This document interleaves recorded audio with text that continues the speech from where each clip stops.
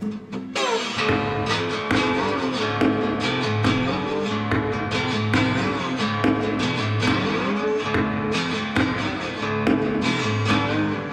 and welcome to the Old Man Orange podcast.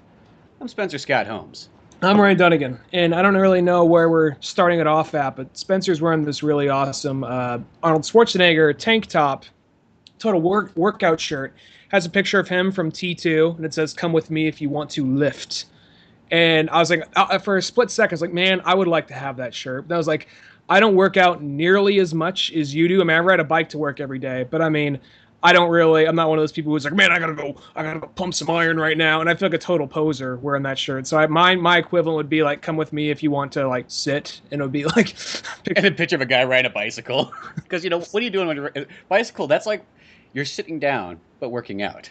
Well, who would be the equivalent to that? Unless you're going at pills, you're like going, and you got like in like low gear, just trying to make it up. I can do, yeah. I'm trying to think who would be the equivalent for that, though. I mean, because Arnold, come with me if you want to lift. That makes sense. Who would be someone who does not have one nut and did not like con a huge Tour de France circuit for a long ass time? Who that like Pee Wee Herman?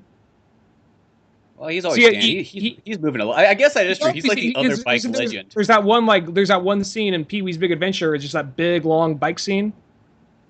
Yeah, that's true. That is true. He's like the other really famous bike person out there. Aside from Lance Armstrong. Lance Armstrong. Pee Wee Herman's like the second in like the listing. I'm trying to think who else. You know, there's a bunch of other guys that race bikes and go, you know, like, we're here too, you know.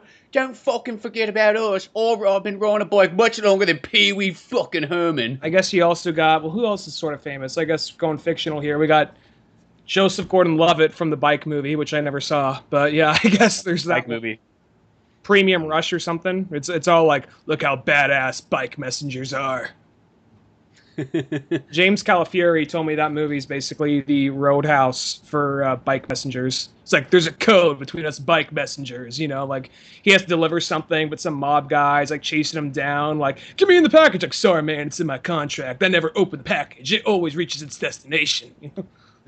That sounds awesome. That makes me want to see it more because Roadhouse is one of my favorite movies. I mean, people were telling me, I heard mixed things about like Premium Rush, but I wouldn't mind seeing it, you know. Speaking of Rush, I have this like head rush going on right now, or sort of like Disneyness thing. Like right when I got back, I just went out and took a run, or whatever. And this happens to me every once in a while, but it mostly happens to me when I eat random berries in the woods. What do you like, fucking Emil Hirsch in Into the Wild?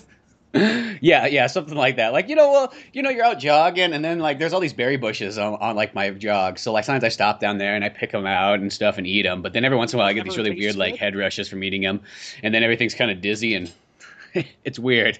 Do they ever Maybe it's just because they're all natural. They're not like processed. They haven't went through like they haven't been frozen and chemically enhanced. So I'm eating it out of nature. My body's just not used to how much nature's in it. And all the stuff that tastes good about it does not come from nature. Yeah. No, they taste so much better in nature than they do at the store. They do? Okay. Well, I'm just thinking about like berries you normally like raspberries or blueberries. I'm just thinking weird ass random berries. They're like poisonous or something like that. Oh yeah, no. I'm just eating raspberries. Oh, there are actually raspberries out there? Okay. Yeah. I just thought it was just some weird ass like, what's this? Yum. No. There's just all these like raspberry bushes that will like sprout up, and then like you can pick them, you know, and then every once in a while they get dusty, but then you just blow the dust off, and then. Sound way more healthier than me. It's nature's like choice. I'm in the health capital of like the United States right now, and I'm still just kind of like, what's cheap? We're a grocery outlet. Okay, sausage with cheese, filled with cheese. Okay, it's cheap. I'll go with that.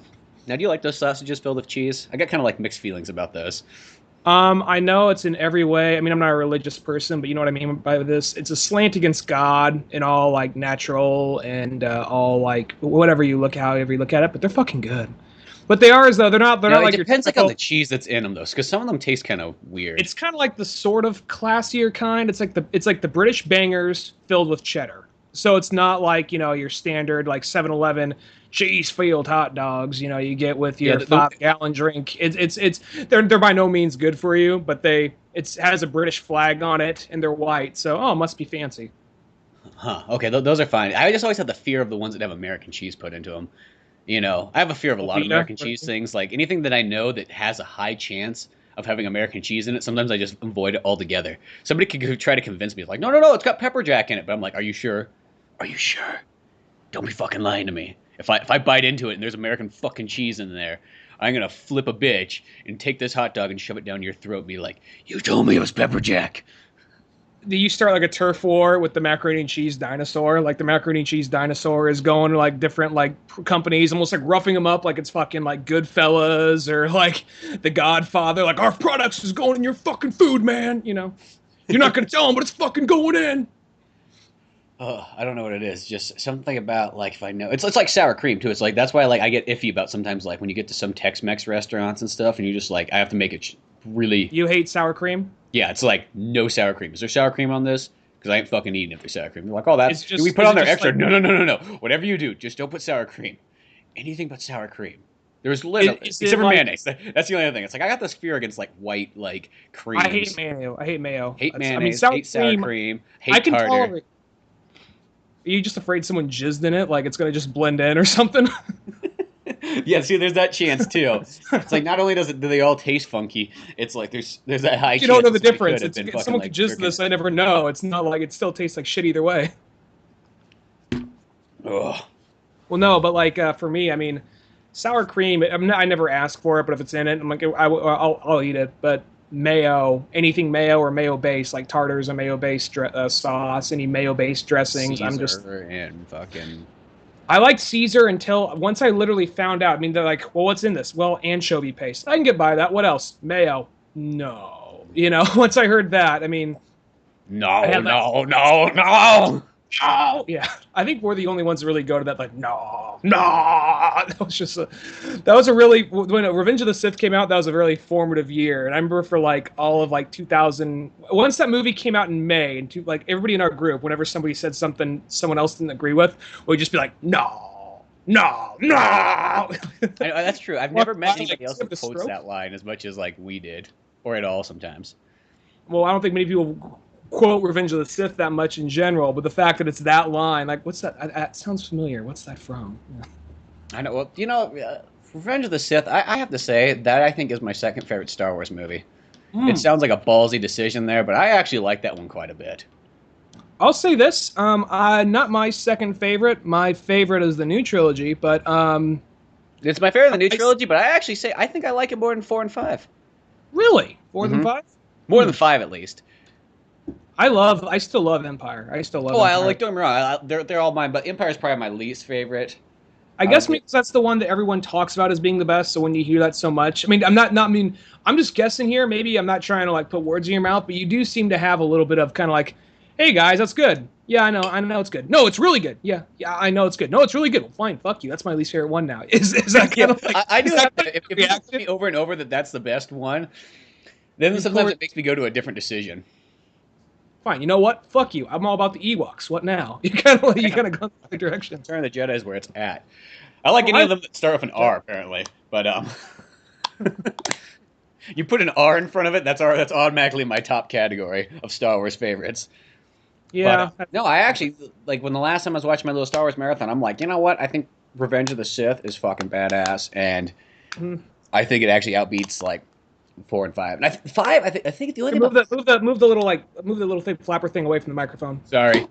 So good. Get away from me, you fucking pencil sharpener. Fucking bastard. Don't look at me. Don't fucking even talk to me, you sick fucking cunt. Oh, sorry. I had to put it in its place. You have to let it know.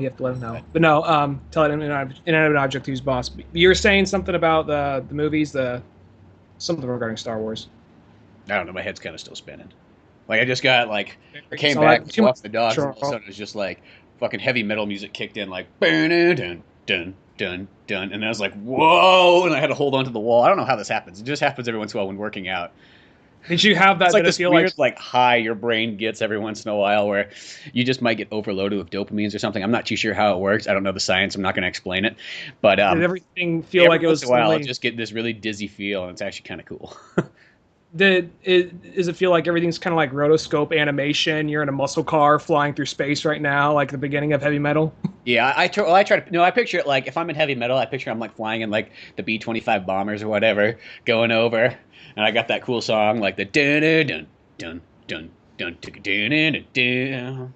That is one of the better ones in that anthology, like but that's really love one of that the last ones you want to be in because everybody fucking dies. Yeah, but I'm the gremlin creature, so it's okay. Oh, okay.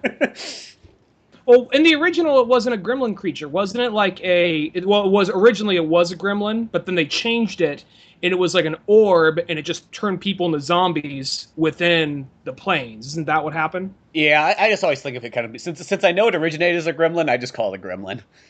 Mm-hmm. It's like a proto gremlin from like the 1940s. I would like to see the. This may sound weird. I'm all about seeing a Gremlins prequel. Oh, fucking tasting it. Sorry. I drank a protein shake drink, and then I took a sip from the iced tea, and that was a horrible combination. Never fucking do that. I don't think I've seen you this fucked up since high school. I've only seen you drunk once, and I don't think you're not even drunk. But whatever, it's like the chemical compound of those berries out in the woods. I didn't even have the berries out in the woods because they haven't grown yet. I have to wait like another couple months for that. Then I get my berries and I just go, I'll get to go frolic out in the woods and pick berries and eat them, and then I'll come back in an hour. Don't worry about me now. Your inner hobbit's coming out. Just a bunch of hobbits out there like fucking eating mushrooms. Well, that's what like Pippin and what's his fucking name is. Pippin and Merry and Pippin. Larry. I almost want to call him Larry for some reason. Larry and Pippin. But that sounds like the sitcom. It really does. Oh, but on other funny drug-related news, apparently somebody got caught had a portable meth lab inside of Indiana Wal Mart. That's not surprising, right? Now, apparently, it's the second time this has happened too. Oh well, the fact that the second time, but it happened at a Walmart in Texas like a handful of months ago too. So is it just in a little underground was it like in a broom closet or something, or in the break room? Like the guy. Hey, Cletus, what you doing? Nothing. Don't worry about it. Just the chemistry set. Okay, Cletus, he's a good old boy. Whatever. He's like, I'm taking college classes at night. What the fuck do you think I'm doing? Oh, okay. See. Yeah, I don't want to be a janitor for fucking ever. Do you want to be a janitor? No. You have to don't fucking question what I do.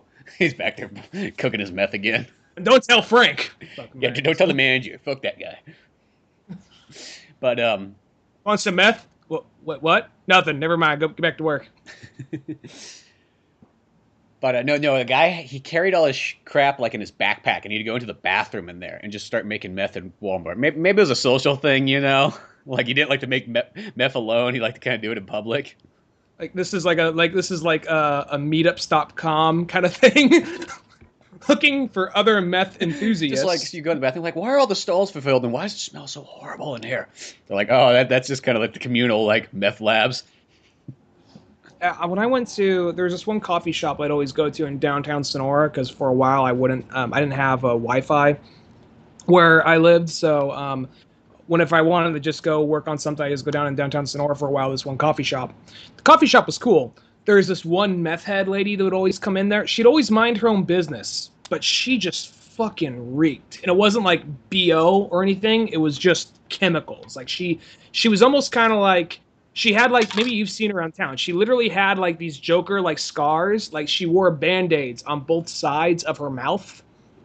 Wore like these dark, thick Jackie O style sunglasses. Mm-hmm. And her face was just gobbed like in mascara. And whenever she just walked in her room, she just reeked of chemicals. Huh. Interesting. I don't know. Yeah, people that like smoke meth seem to really like coffee. Mm-hmm. I guess because it's like probably the natural version of meth. Yeah. Something like that. Hold on a tick. I'm going to see if I grab a different pair of headphones. These just aren't loud enough. Okay.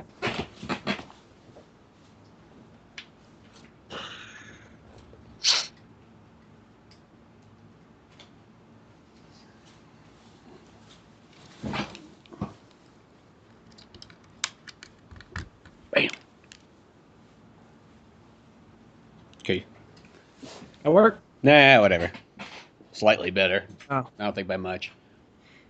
We get this done. It's just like a one-way conversation. You just talking to yourself, like it's not recording my end or something. I see the bars on the recorder, so I'm assuming that's all good. It's for some reason every once in a while, I don't know, we have this problem where like your end is just not loud enough.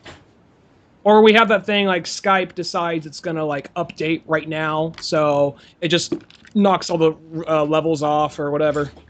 Yeah, well, That's happened before. yeah, no, that's mostly just takes fucking another 5 minutes for us to get started. But other than that, Yeah. Well, tell me if you heard about this. Did you hear about Kevin Smith's not? It's a movie. Have you heard about like his a recent announcement of his next movie after Moose Jaws and Anti-Claus? what's the next one? No, I haven't heard that one yet. I need to catch up Okay, with this. I was kind of listening to like Nerdist for a bit. He didn't talk about it on any of the podcasts yet, but I just was browsing through Twitter, and he said, "Okay, so we're booked. We're gonna finish up Yoga Hosers. We're gonna shoot Clerks 3, then Moose Jaws, then Anti-Claus, then Hit Somebody." Biden's like, within the next 2 years, he's booked for filming. He says, "What's after that? I think I smell a rat."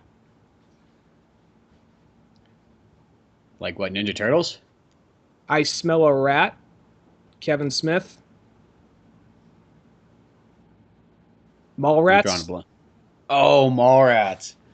I don't know why I went to like Ninja Turtles. I was like, is he doing the next Ninja Turtles? He's doing the Splinter only movie. Yeah. Huh, that's kind of cool then if he's going to go back to that. That's like the one thing I'd like to see him do is continue more of his series, you know? Yeah. Because he gets them kind of started, but then they sort of end. And then it goes to another one that's sort of in the same town, but then that one ends. Well, so you don't really get to see these progressions of these characters as much, excluding Clerks.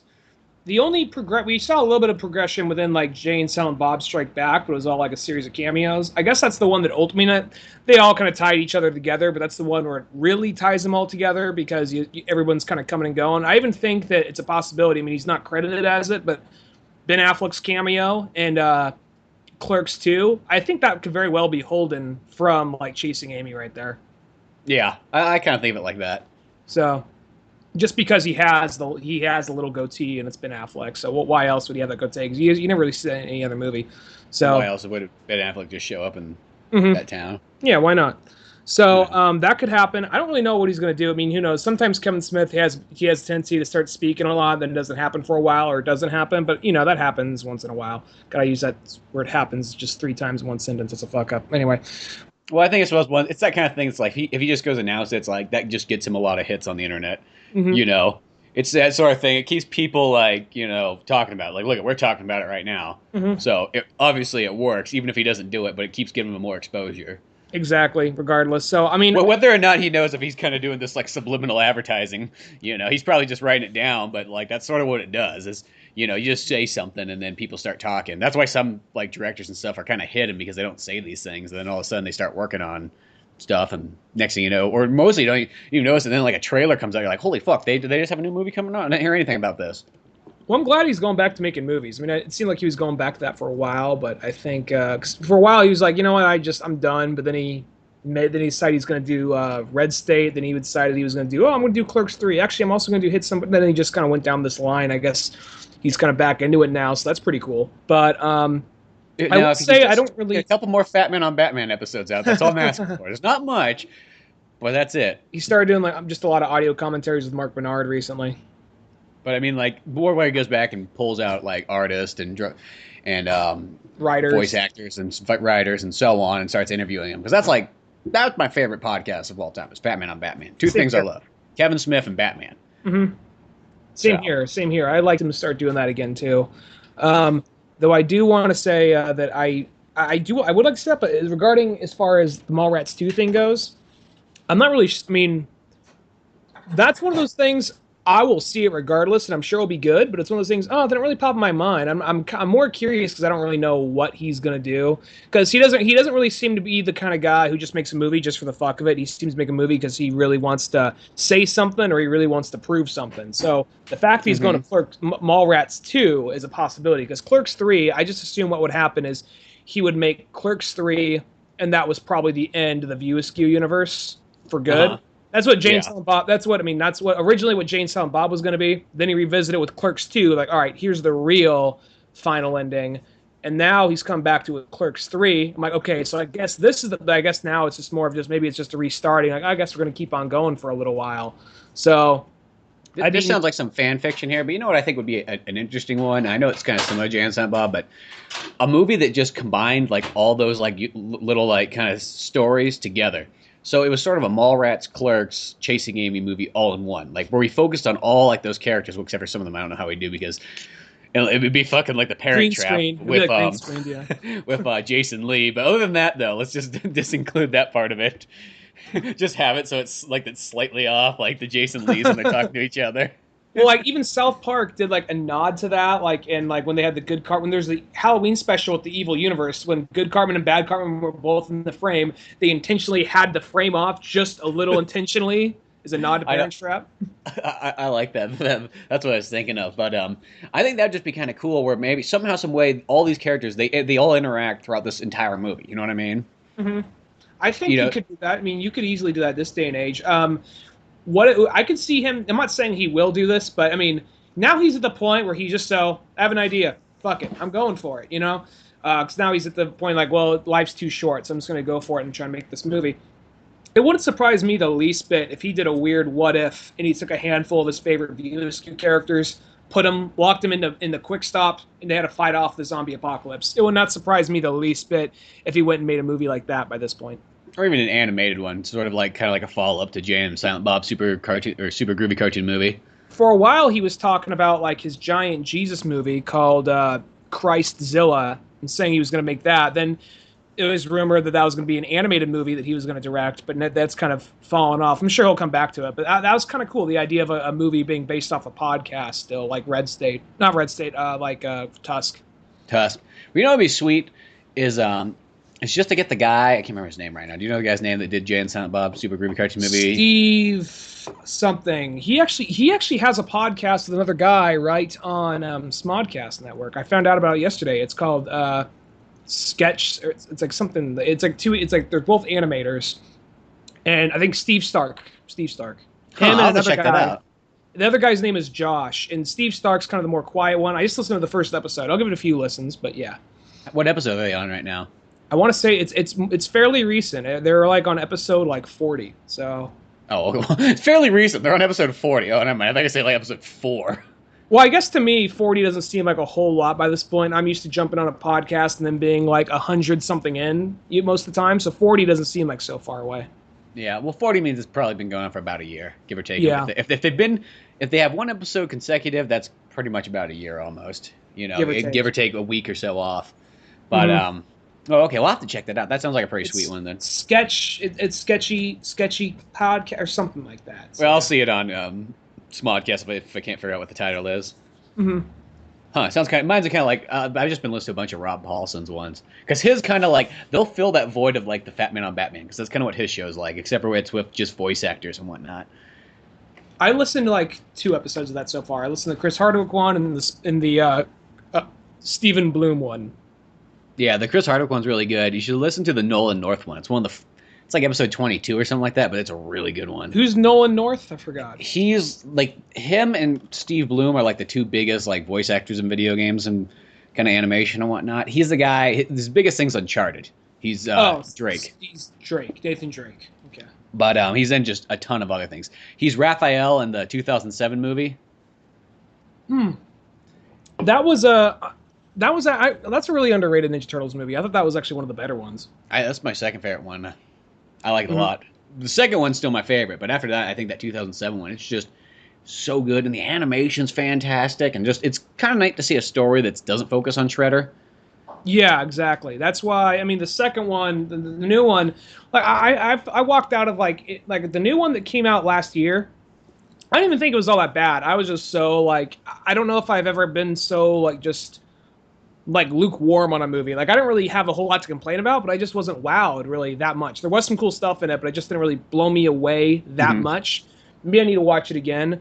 I really liked it. Like I'm not gonna say it's probably, I like it more than 3. I don't like it more than probably 1, 2, and 4. I like it more than 3 too. Yeah, I definitely. That's not saying much though. Like saying I like it more than 3 is like, what's that like saying? That's like I like it more than Superman. It's like I seem to like Superman Returns more than Superman 4. It's like that sort of. Yeah. Where it's like it's not that Superman 4 is really a terrible movie, but comparative to the other Supermans, it's not. It's definitely not up to par.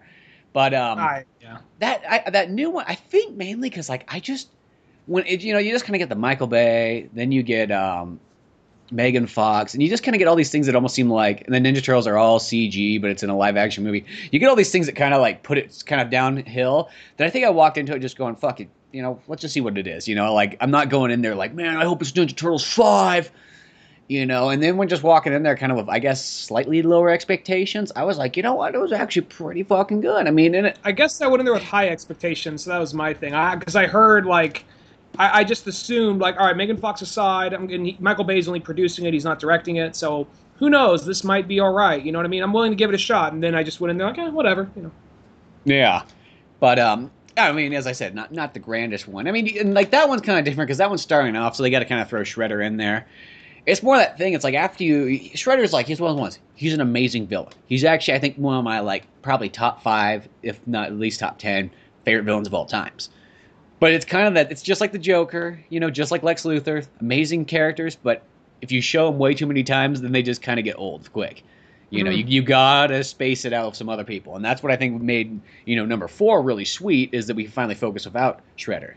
That's why I think that show that came out in the late 90s, early 2000s, it was just called TMNT. Like, that one's great because it just goes to all kinds of different villains. It doesn't just stay kind of in, like, the Shredder universe, pretty much, and they're just battling Shredder every episode. I haven't seen one of of this brand new CG one. They look really weird to me. I haven't seen it at all. I watched one episode, and I thought it was okay, but, like, I had another guy was telling me, he said he's like, no, keep watching. It's actually a really good show, and this guy watches, like, everything known to mankind animated. Mm-hmm. So, like, when he sort of said that, I'm like, maybe I should give it a second chance at some point. I know that, was Karai ever in the 90s, the original 90s, like, cartoon? I remember seeing Karai in there. Maybe she came to later seasons. I know she's in the TMNT one. I'm not too sure. Because as well as ones, like, I know, like, those, like, in the first, like, 3 or 4 seasons, it's pretty much all Shredder. Just Shredder. And a couple other guys here and there. And then, by the time it gets a little bit farther, that's when they start going to, like, the different areas. Like, probably, I'd say this, sort of the later seasons of that show, almost a little bit better. I really like that first season only has 5 episodes. All 5 of those episodes are amazing. Because it's just almost, like, made like a movie arc. But it's just season 2 and 3. Though they're good, it's just kind of like, it's that 80s style where it's like, every episode's the same thing over and over. It's like G.I. Joe. They're always battling Cobra. They always win. And then after a while, they always laugh at the end. Yeah, they have pizza. They have pizza. Michelangelo slips on a skateboard, spills on his head. Ha! You stupid fuck! Shredder gets a one-liner in there. I mean, not Shredder. I mean, Splinter gets a one-liner in there. One of my favorite episodes, though, is the one where Mikey and Shredder switch like minds. And then you just get like Shredder's like, "Yo, bros, it's turtle time," but like everybody's like, "Don't fucking say anything," because if they say like their name or something like 3 times, then they'll switch back, like Michelangelo, and then like the brain switches. I can't remember I have no idea what season that's on, because when I was going through, I have it like on a VHS copy. So I thought it was probably in the 1st or 2nd season, but it must be like in the 3rd later on, or the 4th, because when I was watching them all, it's like, where the fuck is that episode at? That's like one of the coolest ones.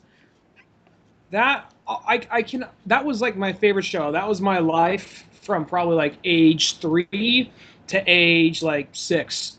I don't remember barely anything about it other than the Turtles, Splinter, April O'Neil, her obnoxious cameraman, and then Shredder, Bebop and Rocksteady, and the Brain Dude would reach into Dimension X to pull out. And the Brain Dude was in some weird kind of like muscle man fetish, like bondage fetish robot. I remember that. Mm-hmm. That's what he lived inside of. And then they would bring some random like monster from Dimension X or Dimension Z or whatever, and then they'd fight it by the end of the show. And I remember one episode, like the guy Simon the Fly, he created like these little robot things that are going through a maze. And I remember at one point one of them ate a rat. Mouse. Yeah. That's beyond that though. I don't remember all the figures, but beyond that, I really don't remember. I can't tell you a plot line of an episode to save my life. Well, it's like the ones I remember the most are all the ones I kind of have the VHS copies of, and it's just because I watch them a bunch of times. But it's all like the individual episodes that I probably might have only caught once on TV. That's where I start to like my memory gets kind of like flaky on that. And that happens with a lot of old TV shows and animations. They like kind of run together. And I remember there was actually one, though there is a later one I remember, because like near the end of the original season, they darkened it up and it did get a little bit more serious. And I remember there was one where they're like in like mech like samurai mech suits or something like that, because they had the toys for them. Huh. So I remember that one. Beyond, and I remember just because that one seems so drastically different from the earlier seasons, what I knew. Beyond that, though, that show just runs together to me, and I don't know, you gotta watch it again at some point. But yeah. The one, if you get the chance to, or if you see a DVD copy or something like that to pick up, is pick up that TMNT one. That one's just a really good one. It kind of reminds me of just like, it's still got all the kind of the comedy, but the story's a little bit more serious, and it's just always going somewhere. You know, everything's changing in it. You know, it's in about the ballpark of like X-Men and Batman. You know, where it's like, don't get me wrong, I love that original one. I can still throw it on, but it's just that fact that it just is kind of the repetitive episodes that, you know, it's like, come on, just change it up a bit. I don't like knowing the outcome before I watch the episode. That's just all I have to say. I think it's really not. I mean, maybe there's some exceptions. I don't think animation really evolved a whole lot until you got probably to like maybe the mid 90s or a little bit of early 90s. Because for a while, I mean, it all was kind of like the format of kind of like, we beat, like, here's the villain. He has a dastardly plan to stop the good guys, and they stop him within that episode. And usually the bad guy is just him trying a different scheme, whether it be getting outside muscle or just some other kind of plan. And I don't think it was really till like the 90s till they started having continual stories. And then also the first 2 or 3 that come to mind where, I mean, other ones they treated it seriously. Like, I remember He-Man. I remember that they treated it seriously, but I don't think it was written that well. The ones where where it was a little more well written, I could think of was like X-Men, Batman, and Spider-Man. Well, yeah, those are the 3 that I think it like pioneered animation too, kind of like an acceptable place where almost like adults could really watch it and stuff like that. Like not putting down any of the '80s ones, but sometimes there's some of those '80s ones. They had like the grandest concepts, but just some things kind of make me angry. It's sort of like G.I. Joe. G.I. Joe is one of those shows. I like G.I. Joe, but sometimes some of those episodes just make me angry. Just like how easy they always get out of those things. And as a kid, when you're an 8-year-old kid, and you're kind of going like, why do they always get out of that so easy? Well, they need to struggle more. And I think I was also used to because I was watching Batman, I was watching X-Men, I was watching Spider-Man, all these shows where people are struggling in them, and then to have. Then you kind of watch, these other ones where Superfriends is a perfect example of something where no matter what, they're always going to win. Nothing ever bad happens in the Superfriends, you know? Yeah, exactly. Well, I remember there was one that it was actually when when Marvin and Wendy were actually out of the picture, because I want to say they were just there for like the first season, and then I think they actually because really when you look at Superfriends, the first season, that was one that was just like, it was trying to be an educational show. If you look at it. Now, I didn't realize it when I was a kid because I was like, this is fucking mind-numbing, But it was... Yeah. Why isn't it an hour to top it off? Yeah, and because you're just waiting, because it was on Toonami. I remember it was like just some filler between... It wasn't on Toonami. It was before I was Toonami. Like some filler between like Voltron and Thundercats or something like that. You're waiting for that shit to come on. No, because I remember this specifically because I had to watch... I like this. I had to watch because fucking 90s didn't have anything else better to do. I had to watch Superfriends because right after Superfriends, it was 9 o'clock and fucking Toonami came on. But Superfriends was the show before it. When you're a kid, you just sat down in front of the TV and you didn't question it. You just kind of watched what was there and you were grateful. Even though you complained, you were grateful. We didn't live in this Netflix world where you could just watch something else or watch it on demand. Oh, our burden of our generation. You had to take it for what they gave you. The burden of our generation. And when they got to fucking episode 13 of this show you were really hooked on, and then they decided to restart it. It just twisted your tit, But no, I remember... Like, Full Metal Alchemist or Dragon Ball Z, they haven't finished fucking dubbing them yet. For me, I remember watching Toonami in the afternoon at, like, during summer. So, I mean, maybe the time schedule has changed, you're on Dish or something, so it came on a different time. But for me, I remember it came on, like, in the middle of the day, during like, I had to be, I guess, somewhere in the mid-90s of summer. Mid-90s of summer. But like somewhere like in a summer in the mid-90s, that's when I first started watching it. And I remember Superfriends was just this dick you had to choke down in order to get to like Voltron and Thundercats, which was new to me. I mean, I knew it was old, but it was new to me. And now, I mean, that stuff could be a little harder to watch, but still, there's still some nostalgia to be had there. And actually, now that I'm thinking back on it, Japan maybe been a little bit more ahead on just having these continual stories that took a little bit more seriously. I mean, I know you had it with now I think about it, because you had that with Voltron. You had that with probably, I never seen it, but like, I guess G-Force or G whatever the fuck that one was called. So, Well, here's a perfect example: Dragon Ball Z. yeah, exactly, Dragon Ball Z. And that's technically before, but I guess in my mind it doesn't register because we didn't really get that stuff until past X-Men and Batman's. You know what I mean? The only thing we were lucky to get was a handful of anime movies that they happened to dub over, and a couple of shows like Voltron and Speed Racer. And Speed Racer is technically a continual show too, because lots of those episodes are always like, "Oh, tune in next week for the So I guess Speed as far Racer," as and they go on like 2 or 3, 4 episodes. So I guess sometimes. as far as it goes, it was primarily Japanese shows were doing it for a while. It wasn't until like the 90s till American shows really. I mean, I'm sure there's a few like Thundercats. I know they're generally Thundercats, where they would have like their overall. They would have like, okay, here's a story for this. Here's the overall story for the whole show, but it would just could be its own kind of like standalone story within each episode. And I think near the end of it, they kind of have like a 3 or 4 parter here and there. You know. Well, I think too. I'm gonna say not everybody in the '80s like this, but I think there's a lot of like kind of shows where they're like, kids are fucking stupid. Just make it easy for them to take in because they're fucking stupid. Their brains can't handle it. You know, they got fucking MTV on the other channel, so whatever. And just get it out there, pump it out there, sell the toys. I just love how let's just kill off the main characters, because we're rebranding the toys, so we don't need him. Fucking nobody cares about Optimus Prime. He's a faggot. That's the Hasbro exec in the '80s. They're fucking crying. What are you complaining about? We got new toys. What the fuck you crying about, you pussy? That's literally how the guy on the Transformers 1986 special edition, like when you watch special features, like the head of like Hasbro or whatever. That dude was balding. Sort of. I don't know if he was super fat, but he was kind of just there. He's just like, yeah, that's what we were just switching the toy line. I didn't know fucking kids were gonna cry in the theater about it. It's like fucking toys. There's gonna be a bunch. Grow up, little fucking bitch. And if they knew there were a little whiny bitches about it, we would have just slapped a new coat of paint on Optimus Prime and called him, he's Optimus 2, whatever the fuck. Buy it. Shit. Trying to give him something different, they fucking complain like a bunch of little whining bitches. I don't want to be one of those guys that just releases a bunch of variants, Come on, I'm a creative man here. I gotta create new robots here and sell them and get money, because money kicks ass. My house can transform into a fucking tank. You know why? Because I'm selling a lot of goddamn toys. So if I want to kill goddamn Optimus Prime, I'm gonna go over there, kick a writer in the fucking balls and tell him to kill him off, and then make it creative and shit. What you guys do? Why I hired you in the first place? I remember when I grew up watching Beast Wars before that. I knew of Transformers, and I saw a few episodes, but I primarily knew Beast Wars. So when I heard about the Transformers movie, like, yeah, Optimus dies in like the first 20 minutes. I'm like, what? Yeah, he dies in the first 20 minutes. I'm like, are you serious? The gorilla? Well, he's actually a truck in that one. But yeah, the gorilla dies in the first 20 minutes. So. Well, it does throw you for a curveball, but it works so well for storytelling. That's all I have to say. Because you really feel it. And you got that sad music building up of fucking the Hot Rod, Optimus Prime. Yeah. What was that one? Like, yeah, you got the touch, or whatever. I know it's badass, and Optimus Prime's in there, and he fucking shows up, and he's blasting everybody around and stuff, and kicking ass, and taking names. Eventually, he came back a season later. That's one of my favorite fucking movies. They brought him back, in season 3. Like, I think sorry about that. We're sorry. So sorry.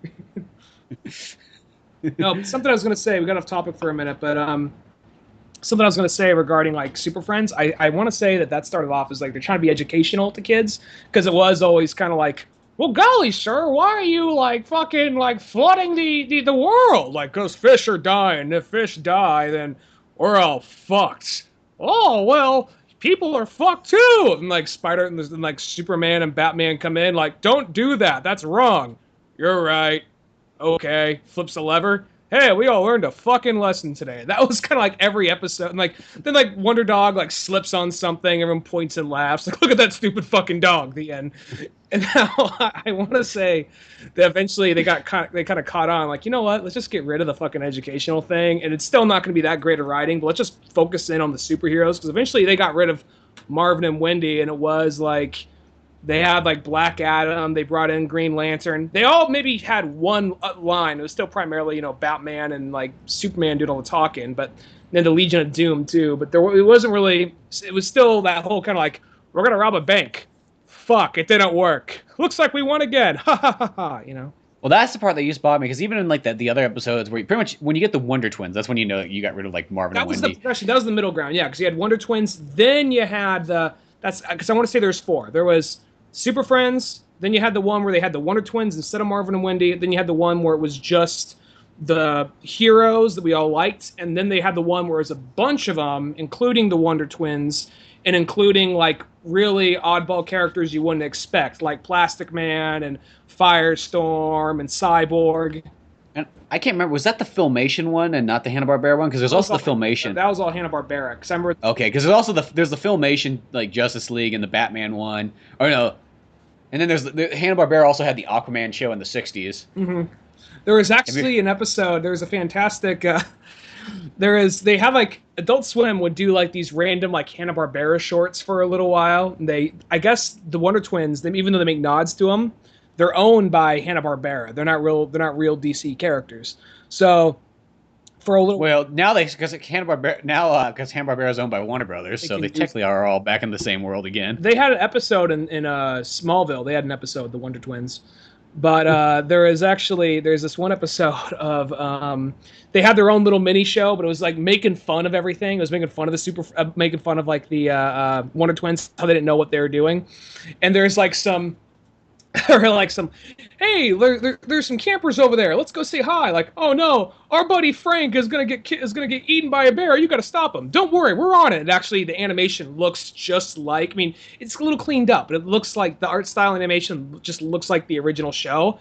So it's like, don't worry. Like, there's a bear stopping him. Like, don't worry, we're on it. And like one of them turns into like a gopher, makes a little like moat around like the guy, and then the other turns into water. Like, there's no way the bear get around Chris. The bear just like walks over the water, and you just hear him just goring and eating the fuck out of the sky, screaming like, oh, and then it cuts to like a week later, and it's this very dramatic scene. Like, they're at a funeral, like the mother is crying. She's like, of all the things you could have turned into a jet or another bear or a monster, anything, but you turned into just a moat, a gopher moat, and now my son's dead. My son's dead because of you. And like she like slaps them both and like walks away crying to herself. Just kind of holds like awkward pause, awkward silence. It just cuts a da-da-da-da-da-da. That's pretty funny. I feel like I've seen that before. Is it kind of older by now? This kind of come out when we were in high school, and there's like another one where like there's some kids that they somehow got in a plane and like flew off, like a test plane of some kind, and then one of them turns into like a bucket of water, the other turns into an eagle. He's just like, "Come on, we'll catch you!" Like, dude, there's a bucket. And there's an eagle holding a bucket. The water's talking to us. What the fuck's going on? They crash. I think the Wonder Twins, if they were brought back, they could be. You could make them cool if you just did them right. Maybe change their powers just a little bit. They tried and they did an all right job in Justice League Unlimited. Oh yeah, they were in that. I forgot about that. Where they had like all the characters that were not original DC characters. They were just they changed their names. Except for Apache Chief.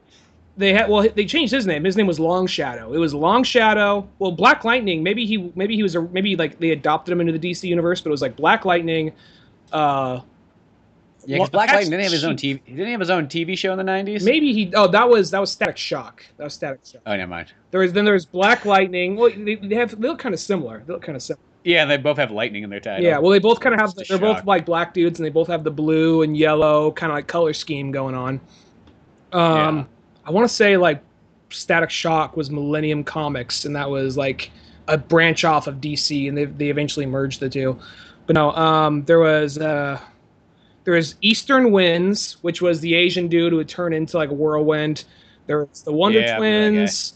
There was Apache Chief, and that they called him Long Shadow. Apache Chief's one of my favorite characters. They need to bring him back. I'm all about the Apache Chief. And then they brought, there's a whole episode in Justice League Unlimited where they were their own team that was funded by the government, but they realized that because they got their powers through special enhancements and all that, and they were actually dying, and they went rogue the last minute, and it was actually kind of a sad episode. And like Apache Chief, he was like the one really good one. He was the one that he just wanted to join the Justice League for the short amount of time he had left. That was the thing about that show. That show was not afraid to get sad and be like, look, kids, people are going to fucking die one day. You got to learn this now. Yeah, we're just setting you up. There's like the episode where it was the Batman Beyond episode, and this is the most tiered. No, the final episode. This is supposed to be the final Batman episode within the Batman Warner Brother animated series, and wasn't that the final episode of Justice League Unlimited, or was that it was the final episode of the first season? But it was meant to be. Okay, then that's it what was basically meant to be the final episode of Batman within this animated universe, and the animated series. Yeah, and because it starts the same way it ends, more or less, and because Batman ends with like someone sees a bat flow by and a security guard like, what is that? And then at the end, like Terry McGinnis goes by and like Kevin Conroy did the voice. I don't really same guy of the pilot. Yeah, Kevin Conroy did the same voice of the pilot and said that same line is like, it's kind of a similar shot as the new bat plane goes by. Says, what's that or whatever up ahead. So it was supposed to be kind of like starting it the same way it ended, or vice versa. And what that episode though was there's that part where like Ace is dying, a little girl with like all these mind powers is dying, and she's like, I don't want to destroy anybody, I just want someone to sit with me before it happens, and that right there is just like the part where we just see Batman sitting on the swing next to her, just quiet, just like, shit, this just got real. Yeah, when nobody else will go and do it too. Yeah, everybody's afraid. Well, even like that's one of those things like how like people always say, what's so special about Batman? I mean, I get, depends on, all you gotta do is just write this guy to be perfect. That's all you gotta do. Pretty much anybody that tells you that, though, like what they always go special is like they think just like a football game every Sunday is special to them, when it's really just the same thing over and over and over and over again. Well, I mean, I don't got just. I'm not saying anything against that, but I mean, like sometimes it's one of those ones like when somebody like put something else down, but then you kind of look what they do. It's that sort of thing. It's like, why put other people down when like what you do? It's not like you're fucking like out there curing cancer or some shit like that. No, you know I what get I mean? I totally see what you're saying. That's why I feel a little bad when I kind of like just like at Iron Man, or because I mean Iron Man's one of those things like I feel like a little bit of a dick every so often. You have one or two of those things that you're just kind of like. I mean, I don't even dislike Iron Man, but I just think it's just he's a little bit of an overrated character. But I'm not trying to bring him down, but I feel like I kind of am once in a while. It just kind of slips out like, oh, Iron Man's my favorite superhero, and I gotta hold it back and be like, why? I just gotta hold it back. Oh, that's good for you. I feel like such a dick because I know it's wrong to do that. But I just feel that way because it's like, all right, I guess here's my thing for a minute. I guess when like, here's what's so great about Batman. Then I'm just going by bashing like Tony Stark in the balls here. But I mean, the thing. All I have to say is that nobody gave a flying fuck about Iron Man in the '90s. I mean, it's cool. It's cool that a C-list character can become this big off like can be an A-list character off a well-made movie. That's really cool. I think I don't have a problem with that. But I guess it's one of those things when you hear people say like Iron Man's one of the coolest characters. Like, ask most people when's the last time they read an Iron Man comic. And I'm not talking about the Avengers. I'm not talking about the Ultimates or one where Iron Man rolled by in. I'm talking about when was the last time you opened up a comic book that was Iron Man? And not one that he was just kind of there hanging out, because that's primarily where I know most of my Iron Man stories. Extremis is the only story I can think of in recent years that I think he has this big, giant, like, oh, that was a really good one. What else did he have? I think Demon in the Bottle back in the, 60s, Well, he came out in the 70s. Didn't he come out like in the late 60s? Didn't he come out during like the early stages of Nam? I thought he came out in the early 70s. Could be early 70s. Like, well, that's still Nam, but I thought he was always a 70s. He could have been 70s, yeah. But that's one of those characters, like, I'll tell you this, I've never read an Iron Man comic before. The only thing I know Iron Man from is when he's in the Avengers, like, or in other people's comic books when he just shows up. And I'm not saying anything else. I don't, I think it's a good character. I mean, I'm not really against him at all. I'm not a big fan of the Robert Downey Jr. version of it, which mostly blows people's minds when I tell them that, because everybody's always like, I think it was Josh that told me, he's like, nobody says that. He's like, you're probably like the only person that says that. Like, when you tell people that, they probably just like, I think that you didn't like that.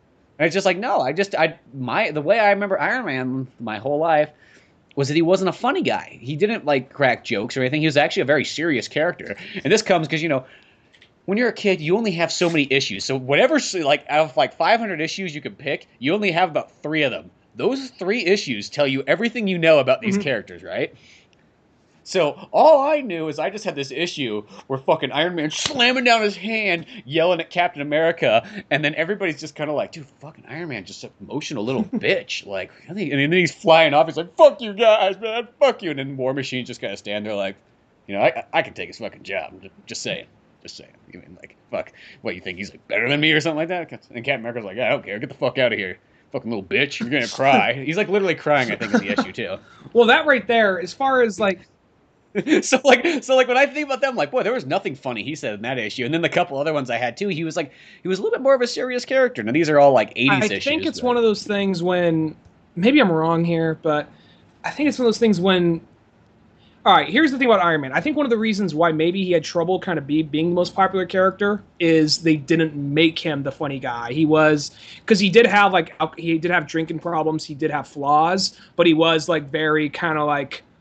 And he did kind of have like a little bit of a rogue thing, kind of like, hey, I do things my own way. He had that, but he really wasn't funny about it. So I think the fact that now he's the rogue and they're trying to make him funny, it makes him stand out more than just being another kind of like stern-faced member of the Avengers. So I think that's kind of the main reason why.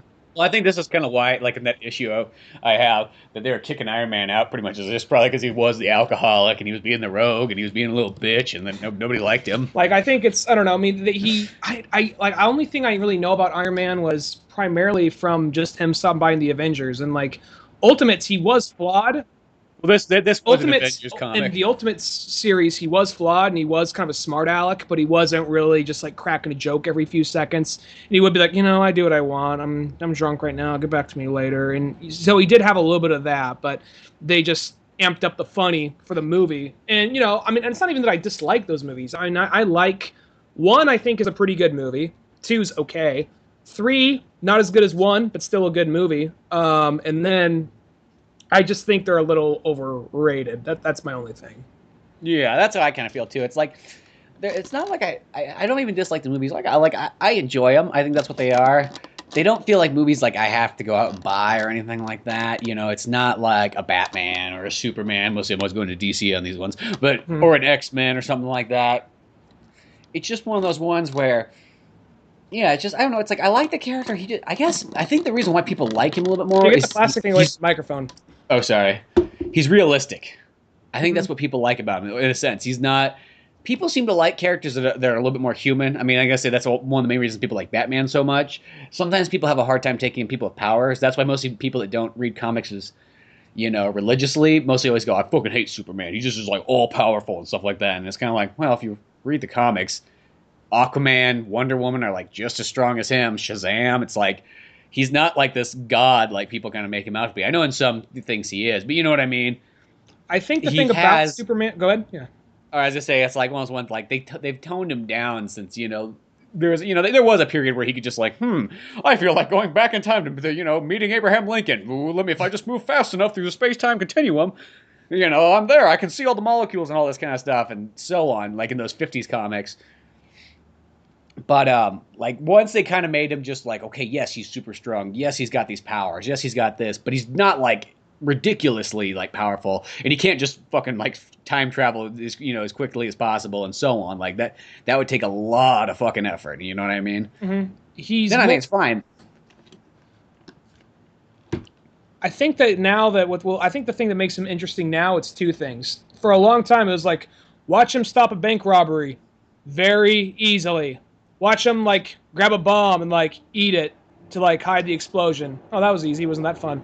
That was kind of the thing about it. I think that ran out quickly. So what they started having to do was give him... I'm just kind of going off of what I assume here. I mean, because I didn't really start... all the Superman I've read is primarily a little bit of the 90s, and then pretty much 2000s and up. That's all my Superman right there. And, yeah, mine's all 90s and 2000s Superman, all the books I have. Because, I mean, not trying to bring the character down, I don't know if he really, I think, is when you look back on his, I mean, because I love that character, but I think really what happened there was they did not really know how to approach him. So, like, okay, well, now what we do is we give him something as strong as him to battle. So that's why you get your Brainiacs, that's why you get your Doomsdays, that's why you get your Lobos. But then after that, it just became noise and just, like, super-powered gods with, like, wearing, like, these crazy vests with like 1,000 pouches, smoking cigarettes, and like 90s mullets and all that, just smacking the shit out of each other. It just became very noisy and very kind of loud. And then from there, they took a step back and like, all right, well, what if we actually still find a way to get in all the superpowered stuff, but then try and bring in more emotion and more of kind of like the good old timey kind of values that Superman had and represented. So, and they focus more on the guilt that comes with being Superman. Like, I wasn't fast enough to save this over here, or the whole thing of like, I can't be everywhere all at once, no matter how hard I try. But they still keep in the big grand scale adventure stuff. I think, and you know, that's kind of like, I mean, you don't want too much of the whole like, but I want a normal life. You don't want that too much, and I don't think the comics have too much of that, but just enough of it though to like kind of bounce it out. You know, like struggling between his Kryptonian heritage and his Earth heritage. You know, to actually give him some flaw, which I think that was the thing before Superman. Oh, isn't that cool? He's like the flawless man. But then after time, he's like, oh, that shit gets boring. And I think they realized that, and it wasn't until like probably somewhere in the 90s till they started, after probably the death of Superman, they started like changing that and getting interesting with it. Yeah, and it probably happened. I think it's probably happened a little bit earlier than that, probably in the 80s, probably say, because that's kind of like when they started, you know, that's when the Man of Steel series just kind of came out, and they're like, we're going to kind of reboot Superman a bit and just kind of, you know, get things going once again. Because I think that was by the time that probably Adventure Comics were about 500, 600 issues, so it was like, let's start from there.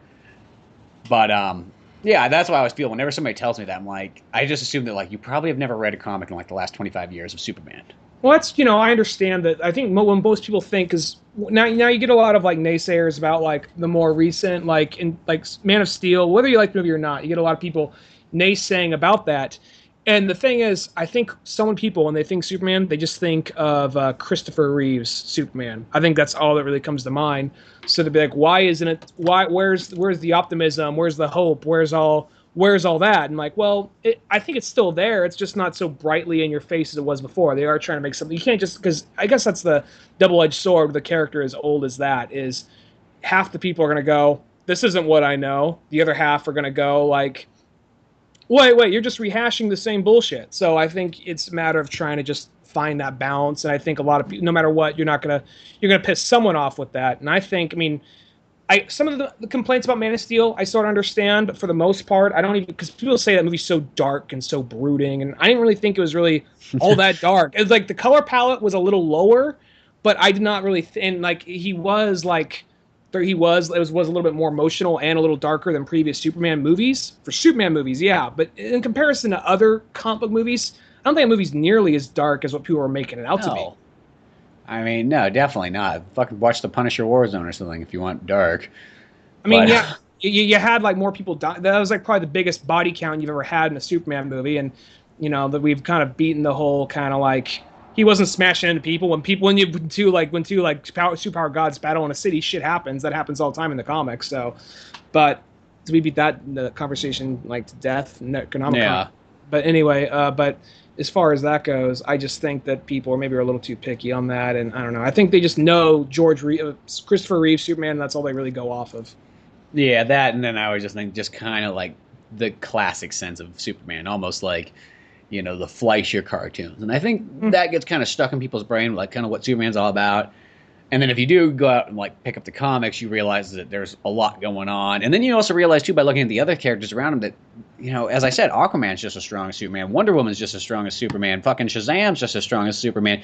Technically, Green Lantern could battle Superman. You know, even the Flash, he's faster than Superman. You know, Batman can outsmart Superman. So, you know, you realize that he's not this all-powerful thing. They're all kind of equal. And the worst, I will say this though, in a realistic world, like if fucking Superman just one day like flipped out in like the Justice League, bitches Batman, are dead. I will say this: if Batman and Superman are in the same room and he's not really prepared for it, Batman is kind of fucked. Because, you know, no matter what, he can't outrun him, he can't outstrength him because he has to have his shit prepared for this battle. So if he doesn't have that right of hand and Superman just on a flick of the switch changes, he better hope the Flash grabs his hand and runs out.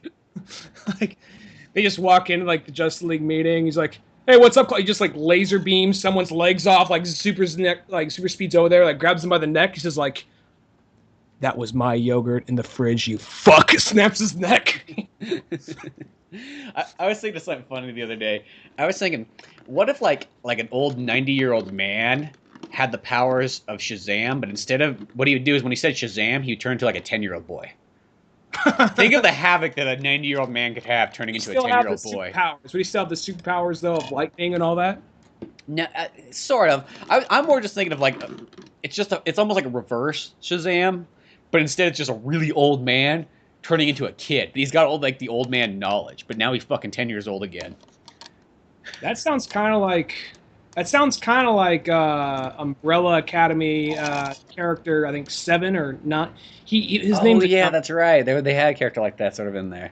Because he left the world when he was a kid, and then he got sucked into some parallel universe, and he was stuck there until he was like 92 or something, and then he came back, but since he came back to the world that he left, he's back in his child's body. Yet he has like all this knowledge and memory and experience of an old man.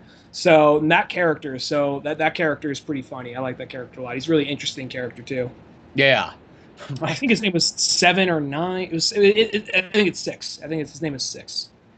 But you could see if it like a crusty old man, somebody like a bad grandpa fucking turn into a boy. Like, that would be awesome. He would just be like, oh, I could just go. No, I'm back to 10 years old again. Now I can't get arrested, and I can do all kinds of shit that I could never do as an old man. Like the Twilight Zone movie. Yeah, just like. What if they just play kick the can? That's all he wants to do. There's all the crazy newfangled shit he could do with a smartphone or an Xbox One. Instead, he's just like, no, I just want to go back to playing kick the can. He just picks up like a baseball bat, just starts running down the street, hitting cars and mailboxes. Like, they can't fucking arrest me. I'm under 18 again. It's like 1950s kind of shenanigans. When you think about they always talk about like kids these days have no like moral compass, and they're so like fucked up through like television and movies. In all honesty, I'm sure there are some like fucking like little like shit kids that cause trouble and vandalize.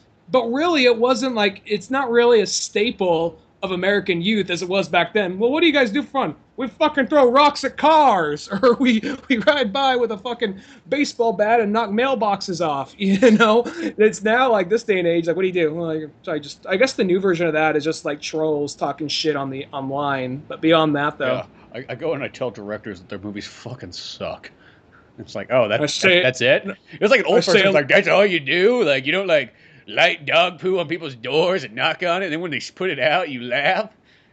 You don't wear your Letterman's jacket and throw rocks at, like, people that are a different race than you?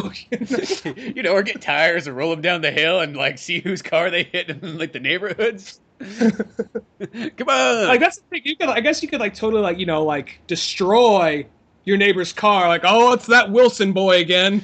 Well, I remember that one time in high school we found these tires. This is just like that thing, like when you're a kid, you don't think of it. Just like somebody left these tires out for free. You're like, dude, there's a sign that says free. Well, let's get these tires and roll them down the hill. And we get to the top of like this one, I think it was a hill in Ponderosa, and we like roll this tire down, and it just goes, and it's just like fucking going balls ahead down the road, and it dips down. And I'm like, oh dude, where'd it go? And then it shoots up and it jumps over like a car, bounces off of it, it keeps going. I'm like, holy crap! Like a moving car? No, it wasn't a moving car. It was a parked car. But this thing, where'd it go? It just like jumps up really fucking. Yeah, dude, it hit like a jump or something. It was like, oh my god. Just some guy, like, the next morning, like, some guy comes out, Frank, did you fucking roll your tires down the hill that were for free? I saw that. I saw your fucking free pile of tires up there. But you know where those tires are now? In my fucking windshield of my car. Of my 1978 Pontiac, man. What the fuck? I don't even know what happened. I think the tire just kind of eventually just made its way into the woods, and there probably still is this Go be free. Go be free. Yeah, we're like, be free, young one. Live out your dreams.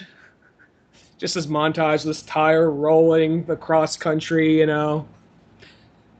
It kind of rolls its way back to you as it comes back, and has like stickers from all over the world of where it's been. I know, it shows up one day at your doorstep 5 years later. Just like you just hear a knock at your door, you open the thing, just rolling and lands. We're going to take a quick break right here, but now a word from our buddies at Painted Black Podcast. Take a listen. I'm Pete, that's Brian. Yeah. There's Lou. We are Painted Black Podcast. We are Painted Black Comics. If you could describe the show, what would you describe it? horribly offensive. Balls to the walls. A good time. I don't know. All professional. I wouldn't be surprised if fucking Barney heard some screaming from next door. Right? Hey, yo, Fred, I got kicked out of the house. Can I stay with you guys for a little bit? No, Barney. We're not friends like that. You better go stay with the zoo. Dum Dum, you should have said yes to your wife. Can you imagine what Disney World would have been like had he lived longer? No Jews. That's the primary difference. I feel like he funded the Nazis in some way. I can't prove it. The first fucking model of their helmet had ears on it. Oh, the Basketeers coming over the hill. What the fuck's going on? Dosan sounds like a Renaissance painter. He was the fifth Ninja Turtle. He wasn't right in the head. They didn't really bring him out too much. I'd like to fight the foot. That's probably why they had all the stupid ass toppings. Bubble gum. Fuck, who let those sounds order the pizza? I want a again? stink bug! Who put Legos on this shit? Can I give you money for sex? I would enjoy making a transaction for a blowjob. Can I get a receipt with that pussy? Oh, yeah. How do I follow this? Do you wash those briefs with starch? Make that booty clap. Why don't you? Let's hear Randy Newman doing the song for Pompeii. Oh, he's on the spot. Whoa, it's smoke. Volcano. Whoa, it's the smoke. Vesuvius.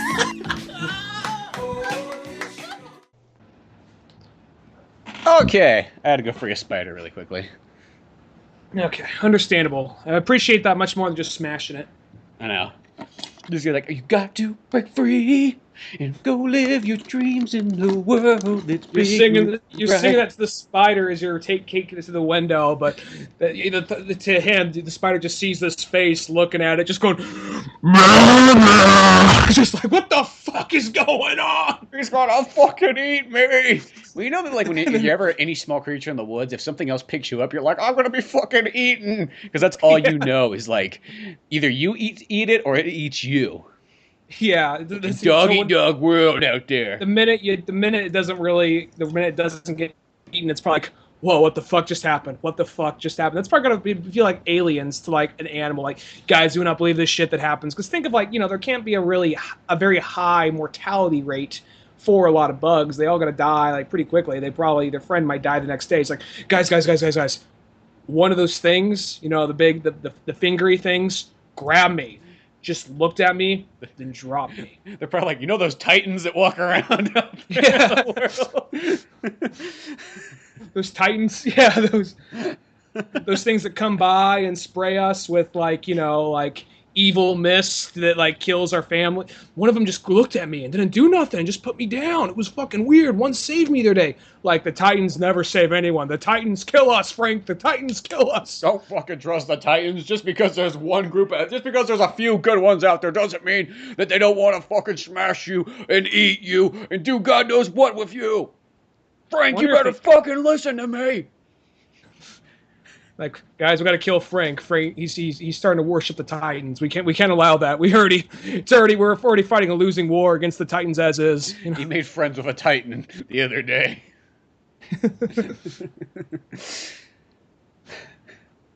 As one of them gets picked up, they just hear something the Jaeger, that Attack on Titan theme or something starts to play. Oh yeah. I was thinking like Titans is like in Greek mythology. I think the Titans in that show are like from Norse mythology, like they're Norse Titans or something. I believe, because they look too weird and too like strange to be. Because I'm assuming if a Japanese show, if you like, what are we fighting? We're fighting Titans. I'm imagining they're gonna make them look some crazy Japanese-looking monster. But the fact that everything looks kind of European and the Titans just look like large naked people a lot of the time with weird facial expressions, I'm guessing it's probably something from some kind of like not well-known part of like Norse mythology. Titans originally come from Greek. Greek? That's where where the origin of the word Titans and like the giant people kind of comes from. Perfect. Mm-hmm. Here's a perfect example of like a film version of it. Is in Clash of the Titans. Or not Class Titan. Yeah. I mean, Jason the Argonauts. Sorry, they had Titan in there. You know, like when there's that stone guy standing over the river, fucking like waiting for him. Yeah. That's a Titan. Yeah, well, there's different. I know there's like different versions because I'm just going also off. This probably isn't the best example, but the Hercules Disney movie. Each Titan, there's the fire one, there's the ice. Oh one, yeah. there's That's the I mean, that's a perfect example of Greek mythology once again. And then you had like the Cyclops one. I'm guessing there might maybe in Norse mythology or German mythology somewhere in there because everything in there looks like it's like around like Germany or Sweden. That's kind of the way. I mean, I've only seen a handful of episodes, but that's kind of like what everything looks like, sort of. So I'm guessing that they're probably maybe it's like some kind of Norse version of Titans or something. Because like I said, there's like a few that are like skinless and have really scary looking faces, but a lot of them just look like people that are just happen to be large and naked with no fucking genitalia. So yeah. Have you seen that show yet? I've seen that show. Yeah, I'd like to sit down and watch it, but it's from the same guy that did Death Note, but it's way different than Death Note. I'd have to go out and buy it or something like that. Well, the same director. It's probably like a different writer. Yeah, I don't think it's the same guy that did the manga. I think it's just the same director of the Death Note series. Mm-hmm. But still, I've heard good things about that one. But speaking of both Norse mythology, sort of, and Star Wars, I just learned that Jedi is actually an official religion. Did you know this? Like, it was something that like people made a religion of after Star Wars or before? Well, yeah, no, not prior, but no, it's officially considered a religion. I can see that. Yeah. This guy that was in the military told me this because he said because he somehow, some way, he's a huge Star Wars fan. He knew it. So he's like, when I got my dog tags, I actually have one that says like Jedi, or it doesn't say Jedi Knight, but it says like Jedi. You don't want to be Padawan. Please don't be Padawan. No, it doesn't say Padawan. It's like something like the Jedi Order, I think is what the religion's called. Uh-huh. So he's like when the guy printed it out, he looked at it, looked at me, looked at it, and went, "The fuck?" He's like, "Yep, it's official religion. Even the military like sees it." And I'm like, that is fucking awesome. Like, I want to. Because I keep thinking, I'm going to start a fucking Norse church here. You know what I mean? There's not enough. I don't know where a Norse church is in California, but I'm fucking starting one right here in the dead center of Yosemite. Fucking going to build a Norse church to worship fucking Odin and Thor. Hail Thor. Now that I heard you could start a Jedi church, I'm like, I don't know, man. I want to start a Jedi church. The whole point of some asshole would start up a Sith church too. I know. I was thinking about starting the church where we represent both Jedi and Sith. There's no fucking judgment here. We're all welcome. I think the thing about that, though, is the little bit is they have their arch nemesises, and I think it's kind of like Jedi's like, let them in. Sith like, yo, we know how to run this shit. Like, no, we're all about like progress and peace and understand. No, shut the fuck up. We got this, and I think that's where it all go downhill. Not at my fucking church, it won't. We'll all be represented equally because you know what? Some of us want both a purple lightsaber and a red lightsaber. Well, maybe it could just be one of those things like, all right, maybe what if we that's the only reason you want the Sith religion is just so you can just get the red lightsaber. It's like, well, you can chuck, maybe, I'm sure the Jedi, I'm Sith from both sides here, you know what I mean? Like, maybe some ideals are better on the Sith than they are on the Jedi. There's actually literally, I was curious, but I wasn't $27 curious. There was a pack of books that was like, it was like the Book of the Sith and the Book of the Jedi in this pack. And just following the ways of it was just a how to be. I'm like, that's kind of cool. Like, I don't know if I want to pay $27 for it. Cool though. Was that $27 each, or was that for like both of them? Half, both of them. Well, that's not so bad then. Mm-hmm. How thick were they though? Like not much, but not very. So like thick. 100-some pages each. Would you say 150 each, give or take. Like a Chuck Palahniuk book, like maybe 200. Huh. That's pretty sweet. See, that'll be part of like my like reading collection. Well, I told this guy too. I'm like, dude, well, fucking, you can be like the pretty much the guy that runs like the Jedi library. So when my Padawans come in, I go like, you go and educate yourself, and he'll just come to a library. It just has all the Star Wars comics and novels and extended universe stuff in there. And it'll just be a man sitting in there, just like reading different ones, just keeping up really high on this. I'm like, dude, I couldn't do that. This. Can you get government funds for this kind of project? I mean, if it's a true religion now. The only thing keeping me from doing that is I know just the early stages and it's something you just got to go through. I don't want to be called Padawan. I always hated that. That's okay. Word. If you come to my Jedi church, we will be the masters already. We will be the Jedi Knights. I'll take be our followers. I'll take student, I'll take apprentice. I am not going to be called fucking Padawan. Even as a kid, sitting in the theaters, watching Phantom Menace. Soon, my young Padawan. What the fuck is that? That literally crossed my mind. I was at an age before I swear it. I even swear in my mind because I thought, like, God will get angry if I swear in my head. But even when I heard, like, should my young Padawan, like, the fuck? Well, see, if you're a Sith, you get to be called apprentice, so it's okay. We'll just be... Take the best of both worlds. We're taking the best of both Sith and Jedi. We want to learn from each side. Yeah, we're the Jeth. We'll make the Jeth church. The Jeth. The Jeff is the church of the Jeff. It's the Jeff Knight. Jeth is how I'm going with it. Jeth. The Jeff Knight. The Jeff Knight. The Jeff Knight. We like to learn a little bit from each one. But no, I'm going to create this now. Now that I know that this is a possibility, this is going to be an awesome tax write-off. That means, they're... Plus, I just can't wait to see people's expressions driving by, because, you see a church, you don't think much of it. You just go, fucking our church, Jesus Christ, how many more do they need? But then you see, if you drive by and you see a Jedi church, you'd be fucking, like, slamming your brakes on, like, in the middle of the road, like, people are behind you, like, why the fuck is that guy holy fuck, is that what I think it is? Fucking back up. Fuck. He runs into somebody, doesn't even fucking care. You're like, is that a fucking Jedi temple over there? Is that a Jeth temple? What the fuck's a Jeth? I don't know, but I feel like I gotta be a part of it. Fucking pulling in, just being like, hey, welcome to our Jedi/Sith temple. Come on in. Come on in. It's cool here. We got fucking, like, you need some physical, like, exercise? We got some lightsaber battles outside. You put the safety goggles on. I learned in high school that everybody gets hit in the eye, so put the safety goggles on. But I'm like, there's like the statues of, like, Yoda holding up lightsaber, like rocking like the devil metal horns. No, we could have because it's the metal. He'll cross like swords with like Darth Vader. You gotta put characters up there more than anything on the intro. Once we get inside, we can put all like the other guys in there. We can put like Ventress. We could put up like Dash Rendar and all those like random. Dash Rendar's not a Jedi, but put him up there anyway. Look, we can hang out. He'd hang out with a few Jedi. Dash Rendar's one of my favorite Star Wars characters, so that's okay. He could be hanging out with a couple of Sith too. Exactly. You know what I mean? Like, because it's non-judgmental here. Fucking bounty hunters are welcome too. Hell, put up a Boba Fett fucking statue in there. It's like, they're like, you're gonna get somebody coming in like, that's not a fucking Jedi. I'm like, fuck you. He's gonna be here anyways. You know what? I want a Boba Fett statue. It's my fucking church. Did you pay for that Boba Fett statue? Well, I'm paying the monthly dues. Well, fuck you. We're getting a Boba Fett statue. But that is now like one of my new goals. Maybe I'll start it right next to my Norse church. I still want that too, but So you're gonna start multiple churches. Then it becomes the Batman church. No, Church of Superman. Church of Superman. Because Batman's not really like, he doesn't feel like... Batman's a political system. Yeah, he's like a political system. Superman's like a religion. But here's the thing though, is the Jedi one is considered in America a real church. And it's not the fact that we actually believe that Jedis exist in space. It's more just like the ideas of Jedi are something to live by. Like any other religion. Christianity's not like it's a real thing, but it's an idea of like good things to live by, same with everything Scientology and Wiccan stuff too, so.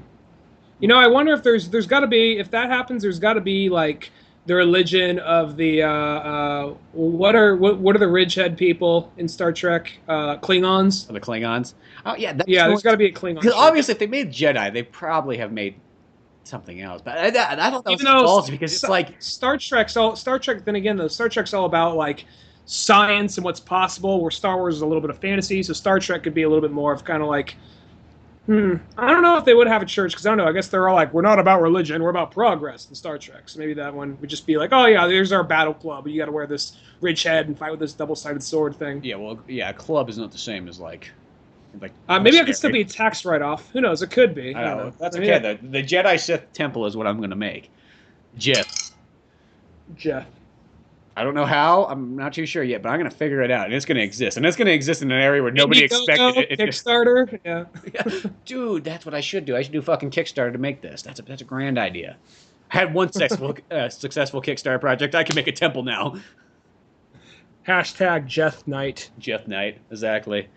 Because we're not judgmental here. We want everybody to come in, no matter what your like religious view is in the Jedi world. Or fucking, wait, hold on. Jedi Sith world. Can't be judgmental now. No, everyone's welcome. Everyone's welcome. Just Don't just, you gotta hear both sides before you lightning finger someone to death, you know? Exactly. Now I just gotta become an expert on like the exact like Jedi and Sith ways. That's Well, you can buy the books now over at Barnes. I know. Now you told me you could buy the books. I thought I had to go out and just read like every single one of the extended universe books to figure this all out. Somebody summed it all up for me. Well, now, and plus, I guess it's also in a big upswing because you got the new movies that are in the work process, and they announced one of the new spin-offs that's going to be about Rogue Squadron. Yeah, I know. So we're gonna have the Top Gun. We're gonna have the Top Gun Star Wars movie. Exactly. Hopefully, there's like a volleyball scene and everything in it. Wedge Antilles playing it with like Porkins, like in slow motion. Porkins just like playing with the boys. I don't want to be out here, guys. Fucking Porkins, you're on my goddamn team. We're gonna win this fucking space volleyball match. But I just want to go sit down in my cockpit. Fucking Porkins, catch you in there, fucking shut the ball eating a bunch of sandwiches again in your goddamn fucking X-wing cockpit.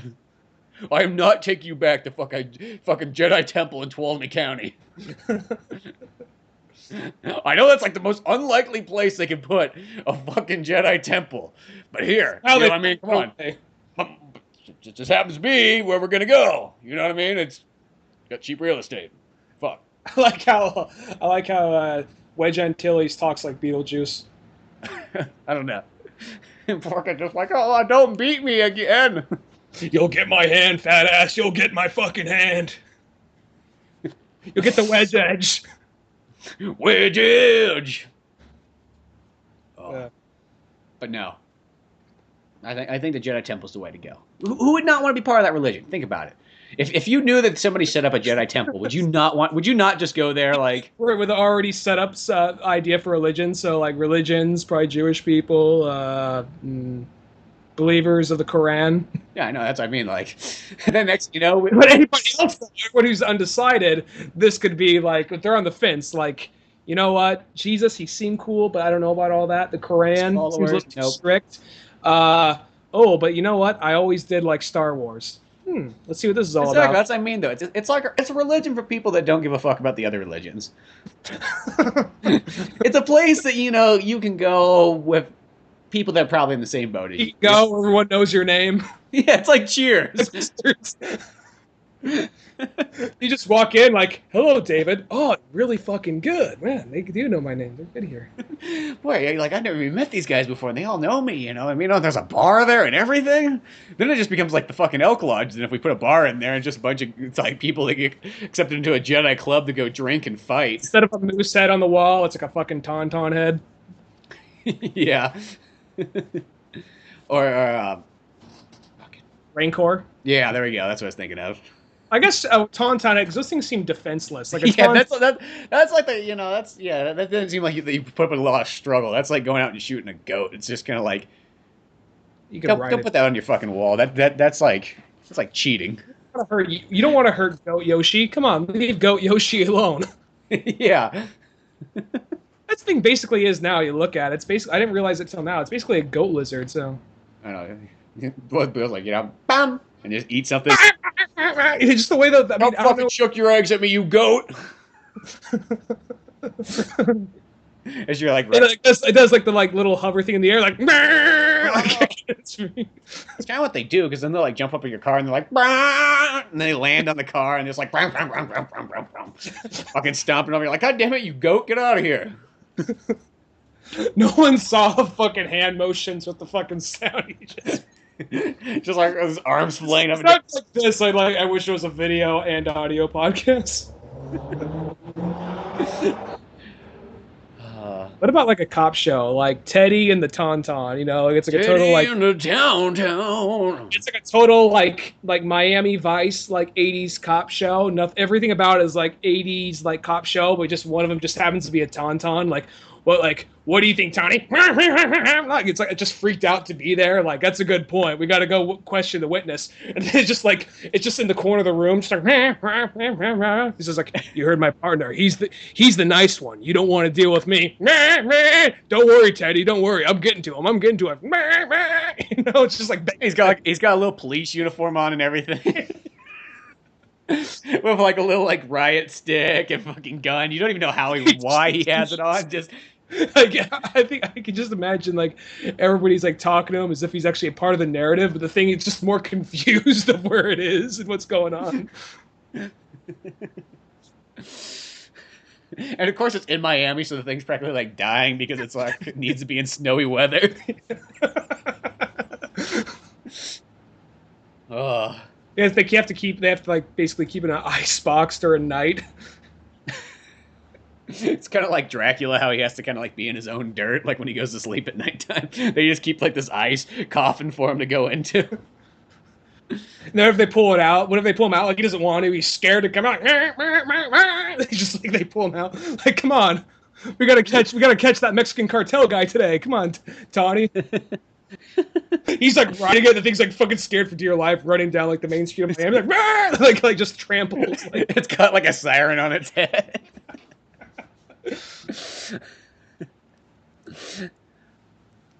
That'd be hilarious. Shit, that's the next thing Marvel. That's the next, not Marvel. Next thing Disney can do with Star Wars: Teddy and the Tauntaun.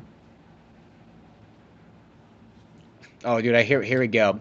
I found the official site for the Temple of the Jedi Order, the Church of Jediism. Jediism. See, it's right here. Their slogan says, "We are not a community of Star Wars role players, but a church of genuine religion, Jediism. The Jedi at this site are not the same as those portrayed within the Star Wars franchise. Star Wars Jedi are fictional characters. They are fucking gay." No. That I was gonna say. No, you already just lost me in that case. A multiple. I know, that's what I'd say too. That exists within a literary and cinematic universe. The Jedi discussed within this website refer to real people like you and me within the world that live, or lived, their lives according to the principles of Jediism. The real Jedi religion. Jedi followers, ministers, and leaders embrace little boys. Wait, no. Embrace Jediism as a real living thing, or a real living, breathing religion, and sincerely believe in the down teachings. the back of your neck against your will. Jediisms all have big lightsabers and are proud of them. Now here we go. Jediism does not base its... You're not proud of them. You'll at least fear it. And they will grow with age. With each boy you get, your lightsaber will become much more longer, thicker, and massive. And veiny. Jediism does not base itself, or does not focus on myth and fiction, but on real-life issues and philosophies that are the source of the myth.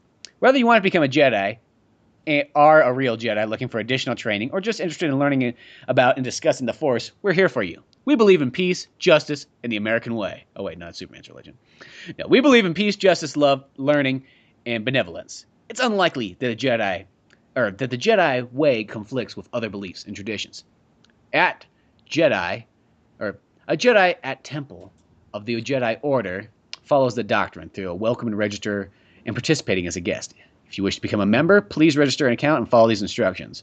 If you wish for further understanding of the Jedi path, you can begin the initiative program. Huh. That's interesting. They didn't make that sound cooler though. Fuck it. Like I'm gonna make this religion way more badass. Cool one. You're gonna. Yeah, I'm not gonna make it. This doesn't sound nearly as cool. Like I like the idea of really the thing is, I figured it would be something like that. I figured it'd be someone like, well, we're not here to talk about Star Wars. We're just trying to take the philosophy. No, fuck that. Let's talk about Star Wars. No, fuck that. Every fucking. We're not gonna do it. We're gonna do it Saturday because that's the real Sabbath, and we're taking it back, but fucking Jedi style. We're going to go on every Saturday, and we're just going to have fucking Star Wars nonstop. And if we get bored of Star Wars, we'll start talking about Batman and shit. You know what I mean? We'll fit it all in there. It'll just be a place where you can go to talk about good-natured things, like the Jedi way. And if we run out of Jedi things to talk about, then it'll be other good-natured ways, like Superman and Batman. I'll find a way to plug that in there. All right, so what you got to do is you got to create your list of things, because it's more. It sounds like your the way of the Jeth. The way of the Jeth is about trying to bring the awesomeness of Star Wars to real life. So first, okay, you need your temple. You got to build that. And you got to save enough money to have the temple as well as the statues. From there, we got to focus, build up the funds to create lightsabers. And exactly.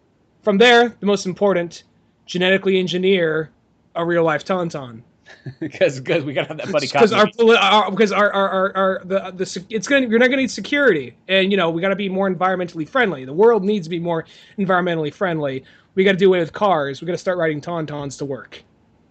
Exactly, because you know what? Like, sure, Tauntauns probably create a lot of methane. That's about the only downfall. Well, genetically modify. Well, fuck that. Genetically modify these things not to fucking fart, and we'll be good. Yeah, just don't fucking feed them Taco Bell on the way there, and you'll be good. Don't feed it rice; it'll blow up like a fucking bird. Just explodes. Just all over. You're like, oh, well, it is kind of warm. I see why. I can't crawl inside of it anymore, though. Yeah, I can just kind of wrap like pieces around me. Well, here, look at here's a list of some of the sermons, and they just sound lame. This sounds like fucking Jesus in disguise. Well, not Jesus, Christianity in disguise, because Jesus is cool. It's all his followers that suck dick. But here it says here in the Jedi Order. Well, you said that right there. Jesus in disguise. Well, here it says. Transforms into a fucking cross. Here's like a list of the sermons. Just the titles of them. Hope when you are feeling hopeless. Despair, yet hope. Keeping it light. Open sermon. Or here to help. It's all spiritual. Some thoughts on tradition, yet originality. Light in the dark. Fuck this. Maybe we're going all Sith. That is it. Fuck the Jedi Order. I am out here to fight these Jedi Orders now. I see why people became Sith in Star Wars. That makes all fucking sense to me. You flip the fucking dime so quickly. You're all about, man, it's all about peace and harmony. We got to bring everybody. As soon as you read something like, we're all here to get along, you're like, no, fuck this shit. I don't know what it is. Like, I'm all about. You don't want a religion. You want a military regime. That's what you fucking want, dude. I don't know what it is, though. It's weird thing. It's like, I'm all about, like, peace and getting along and all this stuff. But sometimes when I see it written out, like, in a spiritual way, it makes me angry. It makes me want to punch something. I don't know why that is. You know what I mean? Because I really, you look at the Bible, and if you just kind of take it for, like, what it's supposed to be, that's supposed to be just, just be nice to everybody, do the right thing, blah, blah, blah, blah. It's like, that all sounds good. When I see it, like, in writing sometimes, it just makes me want to punch something. It just fucking pisses me off. It's like, fuck that. Now I want to be angry. And I want to go out there and fucking riot. Fucking Sith style. Sith style. I don't know. So it's no longer. So you are considering just like passing. What if you still keep with Jeth? No, Jeth is good because Jeth we can still take all the good things of the Jedi Order. Yeah, we got the middle way going around. I just like that. It's like we're all about peace. Fuck that. And for peace, we gotta punch something. That's the only way it's gonna happen.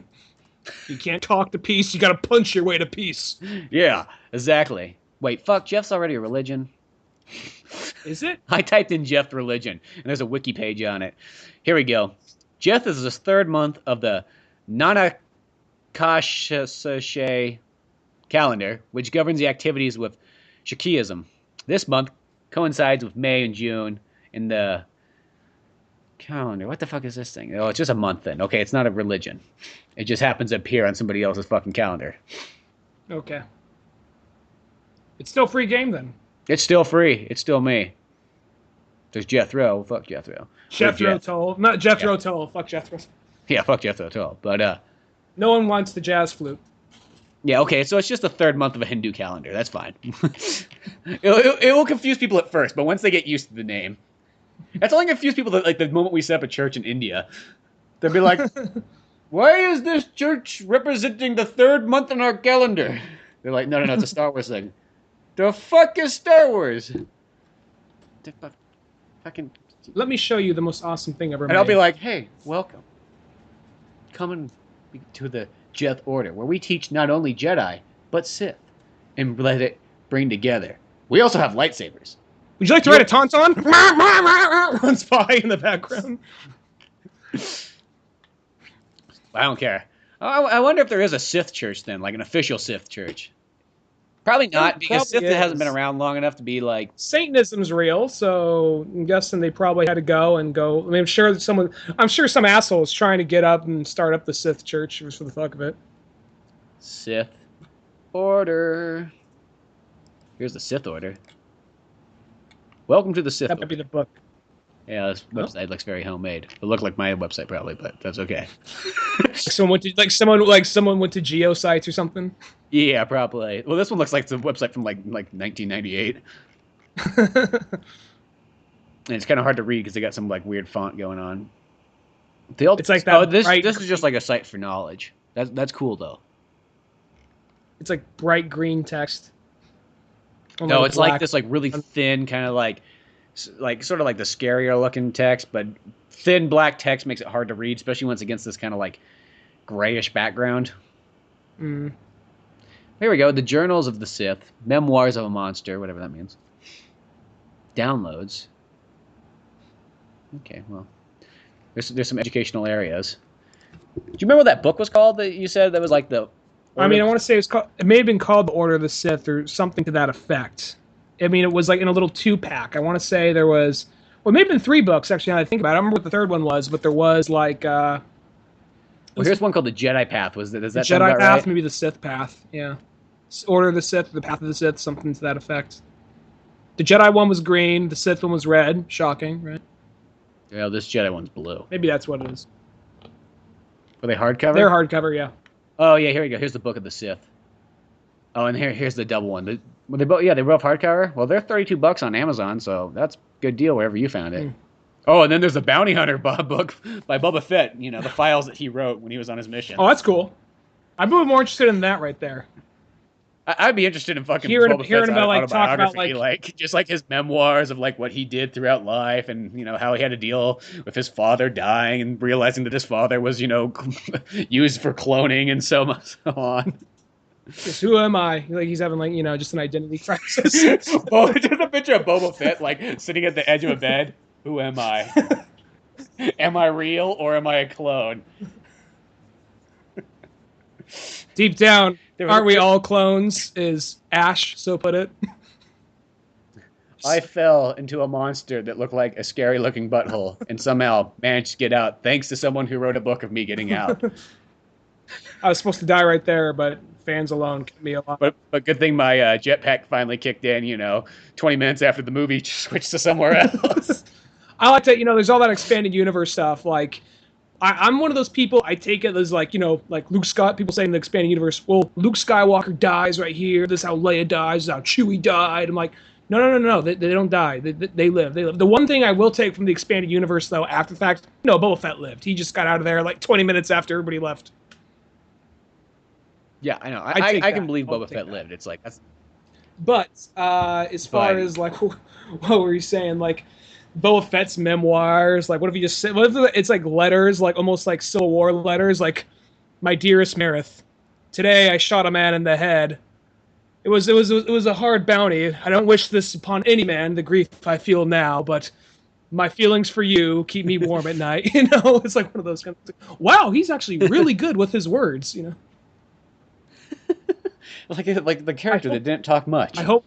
Writes down, the times he had, the parties that he went to, his younger life. Well, I hope this. Being a bounty hunter, it has its ups and downs. I hope this hologram reaches you before I am killed by a giant space slug.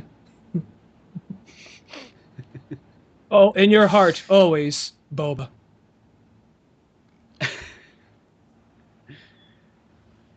I like how the Jedi Order, it says grade level 5 and up. Is that a compliment, or I really hope that if I ever write a book that it does not say 5 and up on it? Well, I guess that it's Star Wars. They're trying to make it like, can a kid read this? Maybe it is. I don't know. It was right next to. They're not going to be like you're not going to read like the Boba Fett one. It's like I was banging this space hooker the other night. I was all hopped up on space coke. I mentioned through the lines. Still... Dash Randar came in. I fucking hate this Dash Randar guy. We almost got into a knife. What happened after that? Oh. Well, I just kept banging. But he threw down some more space coke. I'm like, okay, you're all right for now. We just double teamed this. We just double teamed this Twi'lek hooker.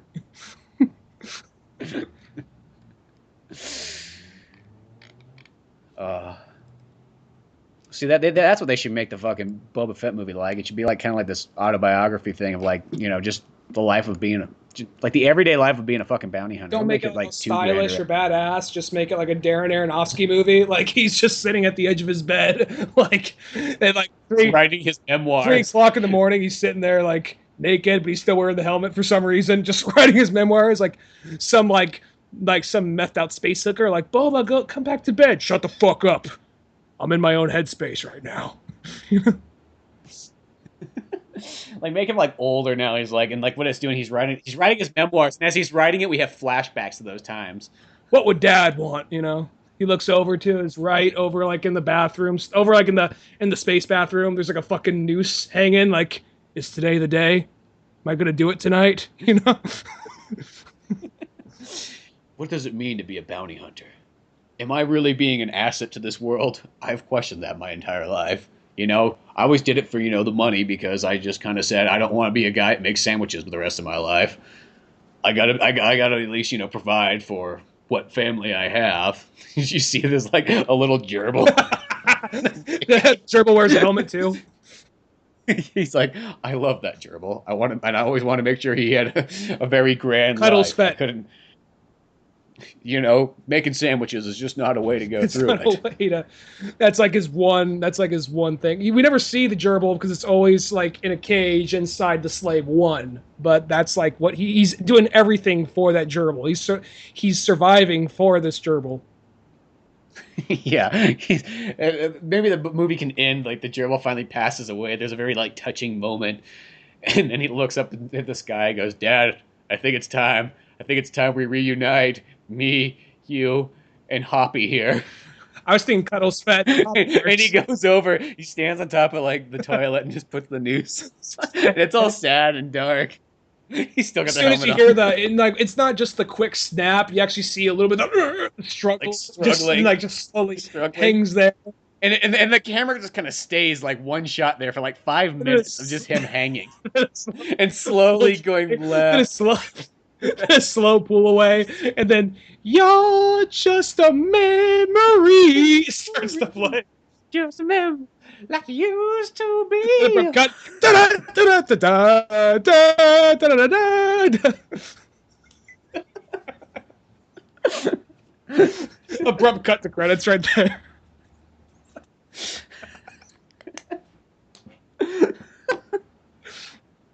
This is the saddest thing. Just Rolling Stones playing. Like, why is Rolling Stones playing the Stars movie? Don't question it. Like, by that point, nobody would say anything. That would be the least of the concerns. You'd just be like, holy fuck, did they just go that far?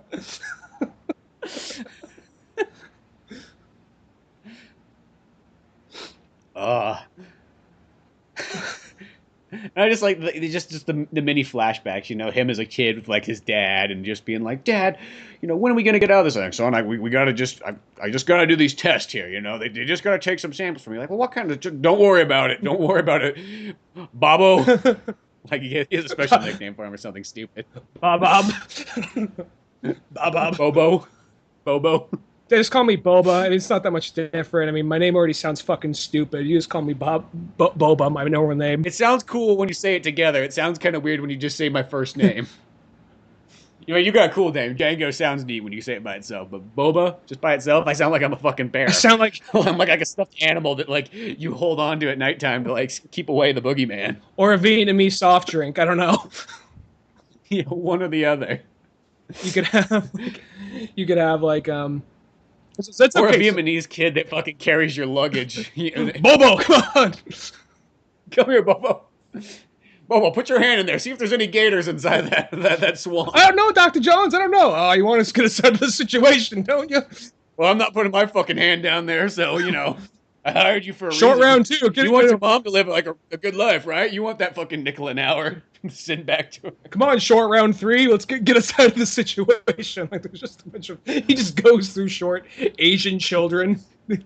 That was not the only short round he had. Like as soon as one goes off, He's like a short round. You know, they last for a good 3 or 4 months, and then something mostly gets them. Sometimes it's an alligator. Sometimes they fall out of a plane. Sometimes they get in a car accident. I mean, shit, the thing only been driving for 2 months. that guy that died at the beginning of like Temple about Temple of Doom. That was short round 7. I'm surprised how long he lasted. One of my short rounds got fucking abducted by aliens, if you can believe that. Actually, they were trying to abduct me, but then like I whipped him over really quickly, and he got sucked up instead. It's like, no, but like Boba, he's just like, I can only imagine what like what life must have been like on that little like fucking water planet with just the clones all day. Like when he's not just hanging out like in a little like pitch white room with nothing going on, he's just like, guess what we're doing today? What? We're going fishing! You know, just like dropping up. Like, everyone's like, fishing, fishing, fishing. Oh, They just got like a big case of beer. All the fucking people with like the big ass, like long heads that are all like super usually calm. They're all like slowly walking. They just got like a couple like beers in their hand. Like, it's my favorite part of the day. So like, Deep sea fishing, fishing. You know, they're like chanting that quickly. get it hammered and go in fishing. That's what you do when you're on a planet just rains all day, and all you got to do is drink beer and go fishing. Like they're just sitting in raincoats with like lures off like the side of the thing. Like they don't even ever get a bite because it's just like the lines can't even. They just barely touch the water. You know, the fishing part's okay. It's more about just getting like shit faced out here. You know, we're on this space planet. We're making clones all day long. You just gotta ease the tension, you know. Boba. Yo, Bobo! Like, don't fucking call me that. I told this to my dad. Don't call me Bobo. Yo, Bobo, you catch anything yet? Like, no, I never catch anything. You never catch anything. We've never caught anything. Fishing. God fucking damn it! Every fucking day with this. These aliens they're really intelligent until that fucking work bell rings, and then they slide on out of here, fucking like Fred Flintstone. Just yelling, fishing and beer. I love the fishing. Give me a beer. Make that two. I'm double fisted. Just got the image of one of them just like working like at some super like sci-fi like technology like clone making desk of some kind. All of a sudden the bell rings. You're like fishing. Like he slides down like just some fucking like arc slides off like lands into like a little like space ATV goes off. You know, it's like the whole opening to the Flintstones with these things. And then we cut back to fucking Boba Fett writing his memoirs naked on a chair, like sitting there, just being like, and that's why I could. There's two things I hate in life. It's fishing and beer. Maybe if I had a beer, maybe I'd be happy like them, but I decided never to have it. And that's why I'm here, writing my memoirs down with a noose hanging to the left of me. You know, reminding me of who I am and what it all means. I could very easily just take a gun, put it to my temple, and end it all right there. But if I am to leave this world, I want to at least feel something. And a noose may be the only way for me to feel anything, even if it is the last moments. Get the action figures, the new Boba Fett movie, yeah. Get the naked Boba Fett, just him with a helmet on, just like fucking bare ass naked and like a noose. It's like an alarm clock. It's like he's like the tick tock tick tick, like swing back and forth. He's like a fucking like desk, like a desk toy, just swings back and forth.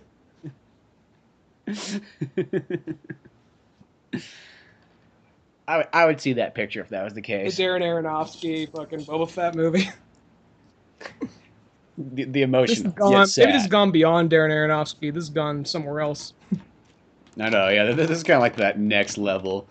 Well, yeah, I guess where that Darren Aronofsky always comes, it's just kind of like when you watch somebody live a life that should be really sweet, but it really just seems very like hard and tragic. I'm just thinking, even though there was love, but maybe that time has sort of passed. I think like Wrestler, Requiem for to a Dream, Pie. I'm getting that. Pie. I'm not thinking Fountain or the other one. Yeah, not Fountain. But I'm thinking those ones. Yeah. Even Black Swan's sort of kind of like that. Well, Black Swan, a little bit different. Black Swan was like very. Try your hardest. It was tragic. It was and even had the same message as Wrestler. It was very tragic, but it even had a little bit of that vibe. But still, it just looked different. It wasn't like gritty. It was more of like very. It felt very, I'm not trying to sound cheesy, it felt very majestic and kind of fancy and artsy, but it got like dark and not gritty, but dark and scary. You know what I mean? It was more of like a cleaner, more sanitized kind of scary, if that makes any sense. Yeah, I understand what you mean. But I would see that Boba Fett movie. I would see the fuck out of that Boba Fett movie, yeah. But well, that's probably a good place to wrap it up at. Kind of reach the hour and 45-minute mark or something like that. So make sure to go check out oldmanorange.com for more podcasts, movies, animations, and music and more. Send us an email at oldmanorangepodcast@yahoo.com. We'll read it on the air. You can find me at Spencer S. Holmes on Twitter. You find Ryan at... You can find me at Dunigan Ryan at Twitter. At Dunigan Ryan on Twitter. Yeah. Till then, I'm Spencer Scott Holmes. And I'm Ryan Dunigan. We'll see you some other time. Goodbye.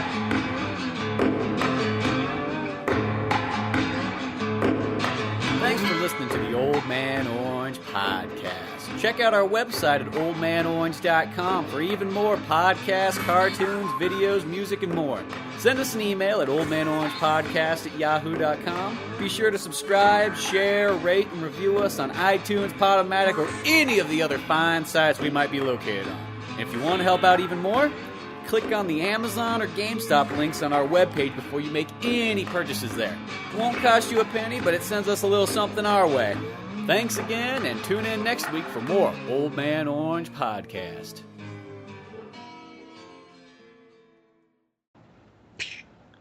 I feel like it's like a play. I feel like a play where when the scene's over, you just pause for a bit. Scene. Yeah. No, Or you get the ones where people like the dramatic pauses where they're like. Or that thing when Tevye turns the audience, everybody stops in place or whatever. Or the part where just some guys just jerking off and they just stop Yeah, just waiting for some scene. I don't know. Maybe there was ever a production of Fiddler on the Roof where somebody was making a jerk off motion in the face, just like that. Tevye's wait a minute, ding. What about this? When I was a kid, I thought when I first saw that movie, holy shit. This guy has the ability to stop time. He could solve all his problems right here. Why does he take advantage of this? I didn't realize it was all in his mind. It was why doesn't he just stop time and beat up all the people that are trying to kick him out of their town? Yeah, I know. Just he could pause time and run over and just start bar brawling everybody down, and the next thing you know, he clicks it back again, and then they're all dead. He could pause time, kill Laser Wolf, take his money, so his daughter doesn't have to marry him. Why isn't he taking advantage of this shit? Really, he could do so much too, because he could do that thing too, where he could pause time, throw a couple punches, and then unpause time, so it looks like he's moving super fast. He's not really moving fast; he's just pausing time. That kind of power. No one's ever onto him though. He's just Tevye, your humble Russian Jewish. What was he? A carpenter? I don't fucking know. But yeah, he's a fucking Time Stopper is what he's he a time is. I would see the movie Tevye the Time Stopper. A different take on Fiddler on the Roof. That'd be I think that'd be a good short right there. So stops. Wait. Go. What if we just do that for a second? He a scene in Fiddler on the Roof. He stops time. Wait a minute. Just stops. Wait. He starts saying to himself. He turns around. What are you guys doing? Waves his hand in front of him. Hello. Snaps his fingers. Everything's going back to normal. Holy shit. Snaps his fingers. It has that same, because it always has that ding, that little piano note as soon as he does it. So he's just oh god. Oh god. You see he rules the world. If I were a rich man, it starts playing as he's no. Yeah, he just discovers it. For some reason, his mutant powers fucking kick in at age 50, but Tevye, he was a late bloomer. And then it just ends. It's just a picture of him just on a throne made of human corpses, and he just Russian skulls. It's just a bunch of nukes behind him. If I were a rich man, no. Tevye becomes a dictator. He's now it's the entire country of Russia is now the biggest Jewish country known to mankind. I'd see that flick. I don't know who wouldn't see that flick. That'd be awesome. Not want to see fucking Tevye, the Time Stopper. I'm all for that. That sounds like a pretty good short right there.